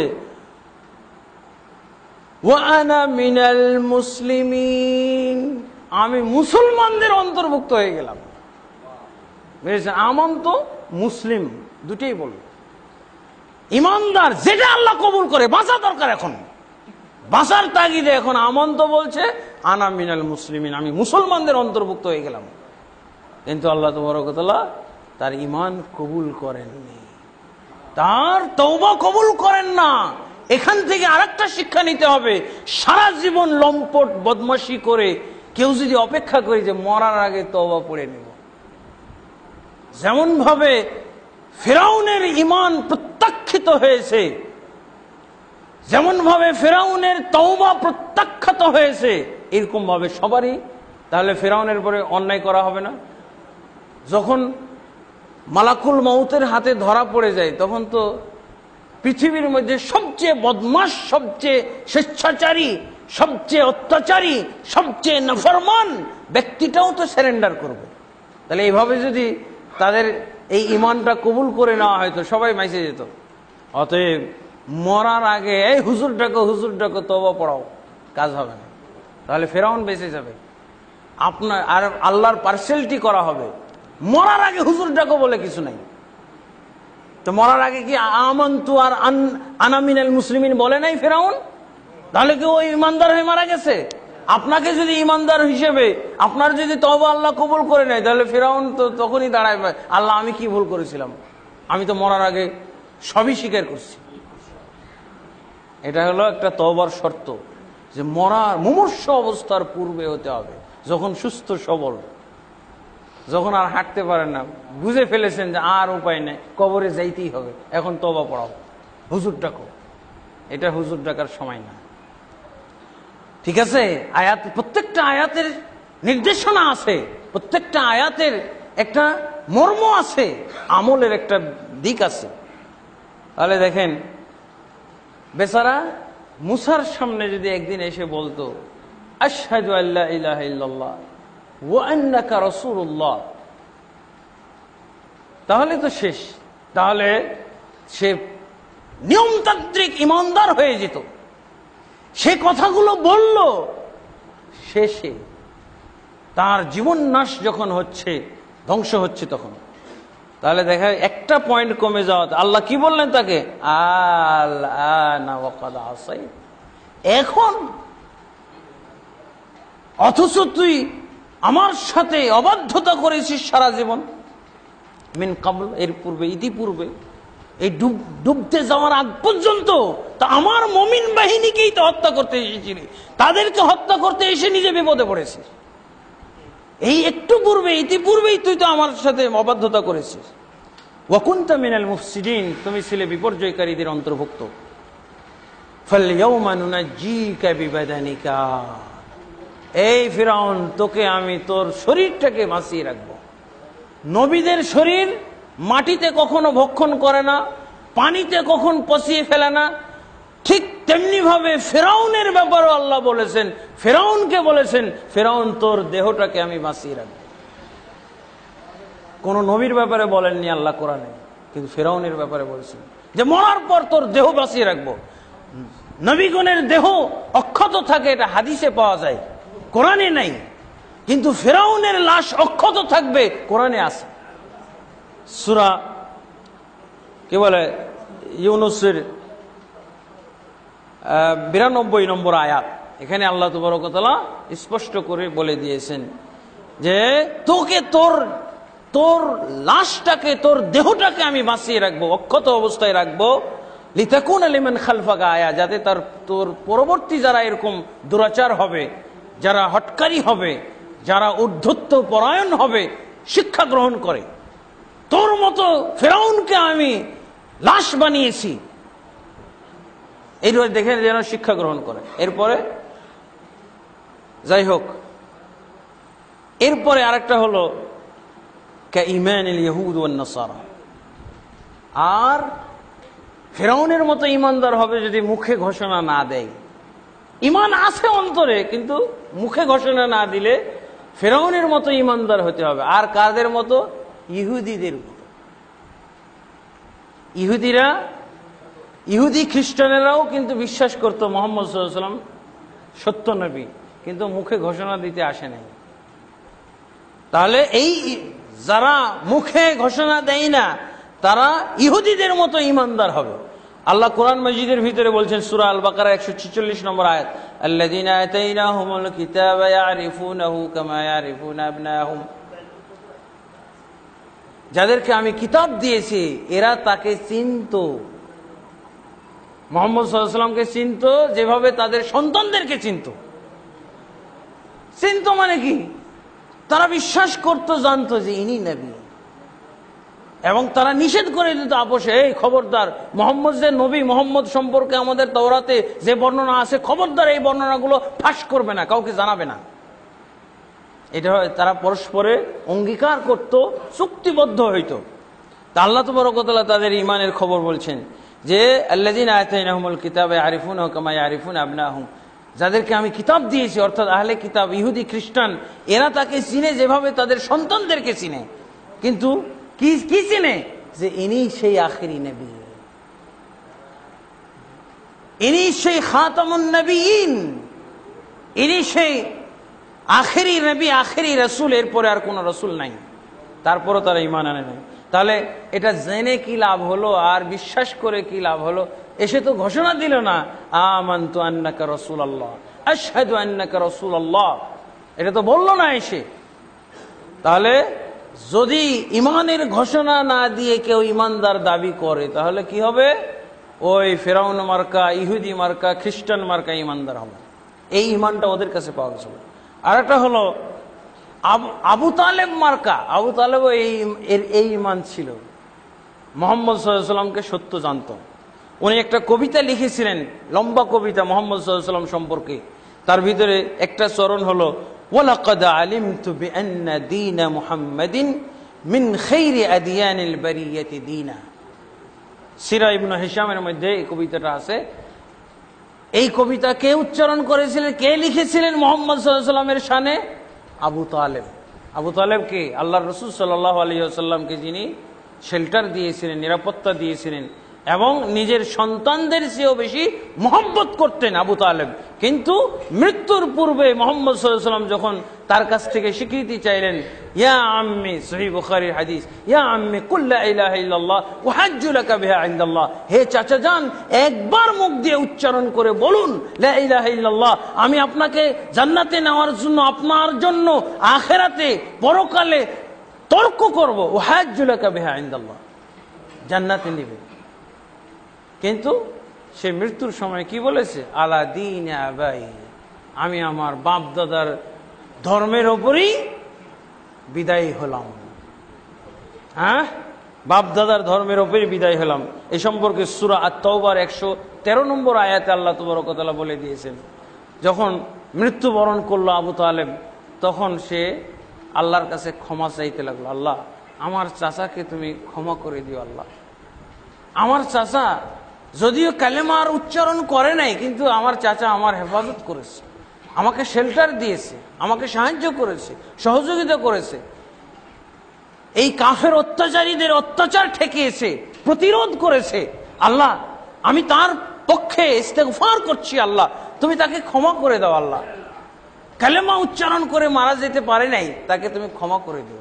আল্লাহ কোরআন নাজিল করলেন, সূরা আত-তাওবার 113 নম্বর আয়াত, মা কানা লিন-নাবিয়্যি ওয়াল্লাযীনা আমানু ইয়াস্তাগফিরু লিল-মুশরিকিনা ওয়ালাউ কানু উলি কুরবা মিন বা'দি মা তাবায়্যানা লাহুম আন্নাহুম আসহাবুল জাহিম।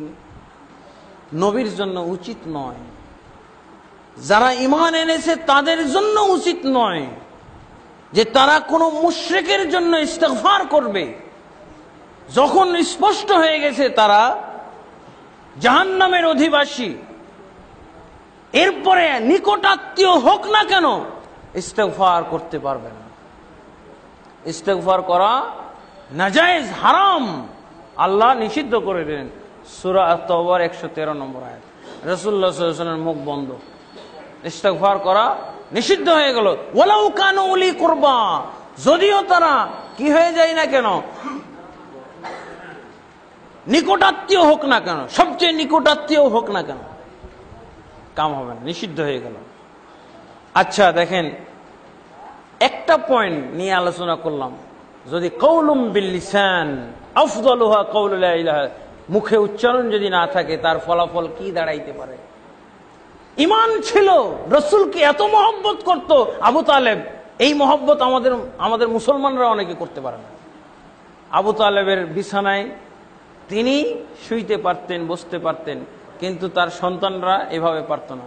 সন্তানদের চেয়ে মহব্বত করতেন আবু তালেব, কিন্তু ঈমান নেই, মহব্বতের কোনো মূল্য নাই। আমাদের সমাজে অনেকে রাসূলকে খালি মহব্বত করতে রাজি, জশ্নে জুলুস করবে মহব্বত, দিনে বছরে একবার জশ্নে জুলুস মহব্বত করে বাস মহব্বত দেখিয়ে দিবে। মহব্বত করে যদি এরকম অনর্থক মহব্বত, দলিলবিহীন মহব্বত, অযৌক্তিক মহব্বত করে যদি জান্নাতে যাই, তাহলে ফেরা কি আবু তালেব আগে যাবে? আবু তালেব একবারে আল্লাহ রাসূল সাল্লাল্লাহু আলাইহি ওয়াসাল্লামকে একেবারে প্রকাশ্যে এবং সবচেয়ে বেশি সন্তানদের চেয়ে বেশি মহব্বত করেছে এদের আগে। কিন্তু আল্লাহ রাসূল কি বলছেন? মান আহাব্বা সুন্নতি ফাকাদ আহাব্বানি, যে আমার সুন্নতকে, যে আমার রীতিনীতিকে, যে আমার আদর্শকে ভালোবাসবে, সেই ব্যক্তি হলো আমার প্রেমিক, সেই ব্যক্তি আমাকে ভালোবাসলো, এবং এই ব্যক্তি আমার সাথে জান্নাতে থাকবে কিয়ামতের দিন। এই মহব্বতওয়ালারা শুধু মিলাদের মাধ্যমে মহব্বত, জশ্নে জুলুসের মাধ্যমে মহব্বত, আর ফাঁকা চেয়ার বসিয়ে রেখার মাধ্যমে মহব্বত, আর দাঁড়িয়ে যাওয়ার মাধ্যমে মহব্বত নয়। রাসূল যদি এই বেদলিল মহব্বত করে জান্নাতে যাওয়া যায়, তাহলে এদের আগে স্থান দখল করবে আবু তালেব, যে তোদের চেয়ে বেশি মহব্বত করবে। আমি এর বডিকে মহব্বত করেছিলাম, এই ব্যক্তিকে মহব্বত করেছিলাম, একে খাওয়িয়েছি আমি, একে পান করিয়েছি আমি, এর শত্রু দমন করেছি আমি, আমার বিছানায় শুয়েছে, আমার খানা খেয়েছে, আমার বাড়িতে থেকেছে, এর লালন পালন সব করেছি। আমার মতো মহব্বতকারী কেউ নাই। ঈমান নেই, মহব্বতের কোনো মূল্য নাই। সুন্নাহ নাই, কোনো মহব্বতের মূল্য নাই। ঈমান, হ্যাঁ। আলহামদুলিল্লাহ, একটাই বিষয়।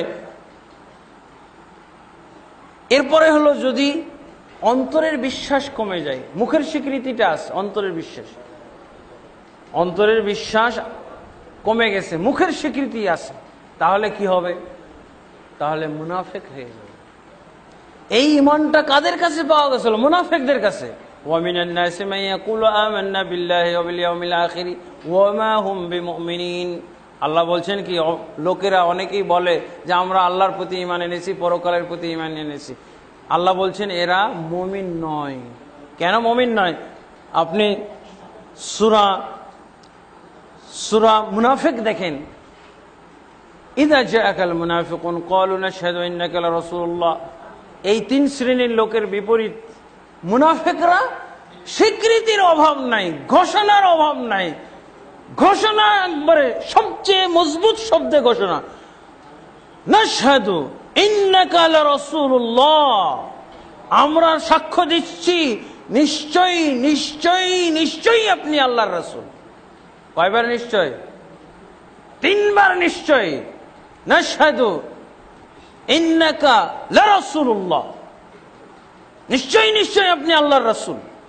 আল্লাহু আ'লামু আন্নাকা রাসূল, আল্লাহ ভালো জানেন তিনি। হ্যাঁ, আযানের সময়। তাহলে ওই যে যদি তাসদীক কমে যায়, তাহলে কি হবে? মুনাফিক হয়ে যাবে। আর যদি তাসদীক আছে, অন্তরে বিশ্বাসটাও আছে, কিন্তু আমল নাই, তাহলে কি হবে? ইবলিস হয়ে যাবে, ইবলিস মার্কা মুমিন হয়ে যাবে। ইবলিসের কাছে পাওয়া গেছিল এই ঈমান, সে ঘোষণা দিয়েছিল, হ্যাঁ, সে ঘোষণা দেয় নাই খালাকতানি মিন নারিন ওয়া খালাকতাহু মিন তিন। 2-1 মিনিট আর কি দেরি হচ্ছে। সে বলেছিল আল্লাহ তুমি আমাকে সৃষ্টি করেছো আগুন থেকে, আর ওকে সৃষ্টি করেছো মাটি থেকে। আল্লাহকে সৃষ্টিকর্তা স্বীকার করা ঈমান না? সৃষ্টি করা ঈমান না? রব্বি, হ্যাঁ, ইন্নী আখাফুল্লাহ রব্বুল আলামিন, নিশ্চয়ই আমি আল্লাহ রব্বুল আলামিনকে ভয় করি। তাই যে ভয় করা, এটা একটা কাজ না? কিন্তু সিজদা করতে বলেছিল, সিজদা করেছিল আদম, দেখেছেন? তাহলে মুখে স্বীকার করা, অন্তরে বিশ্বাস করা, কাজে বাস্তবায়ন না করলে মুমিন হতে পারবে না। কি হবে? মুমিন যদিও হয়, তাহলে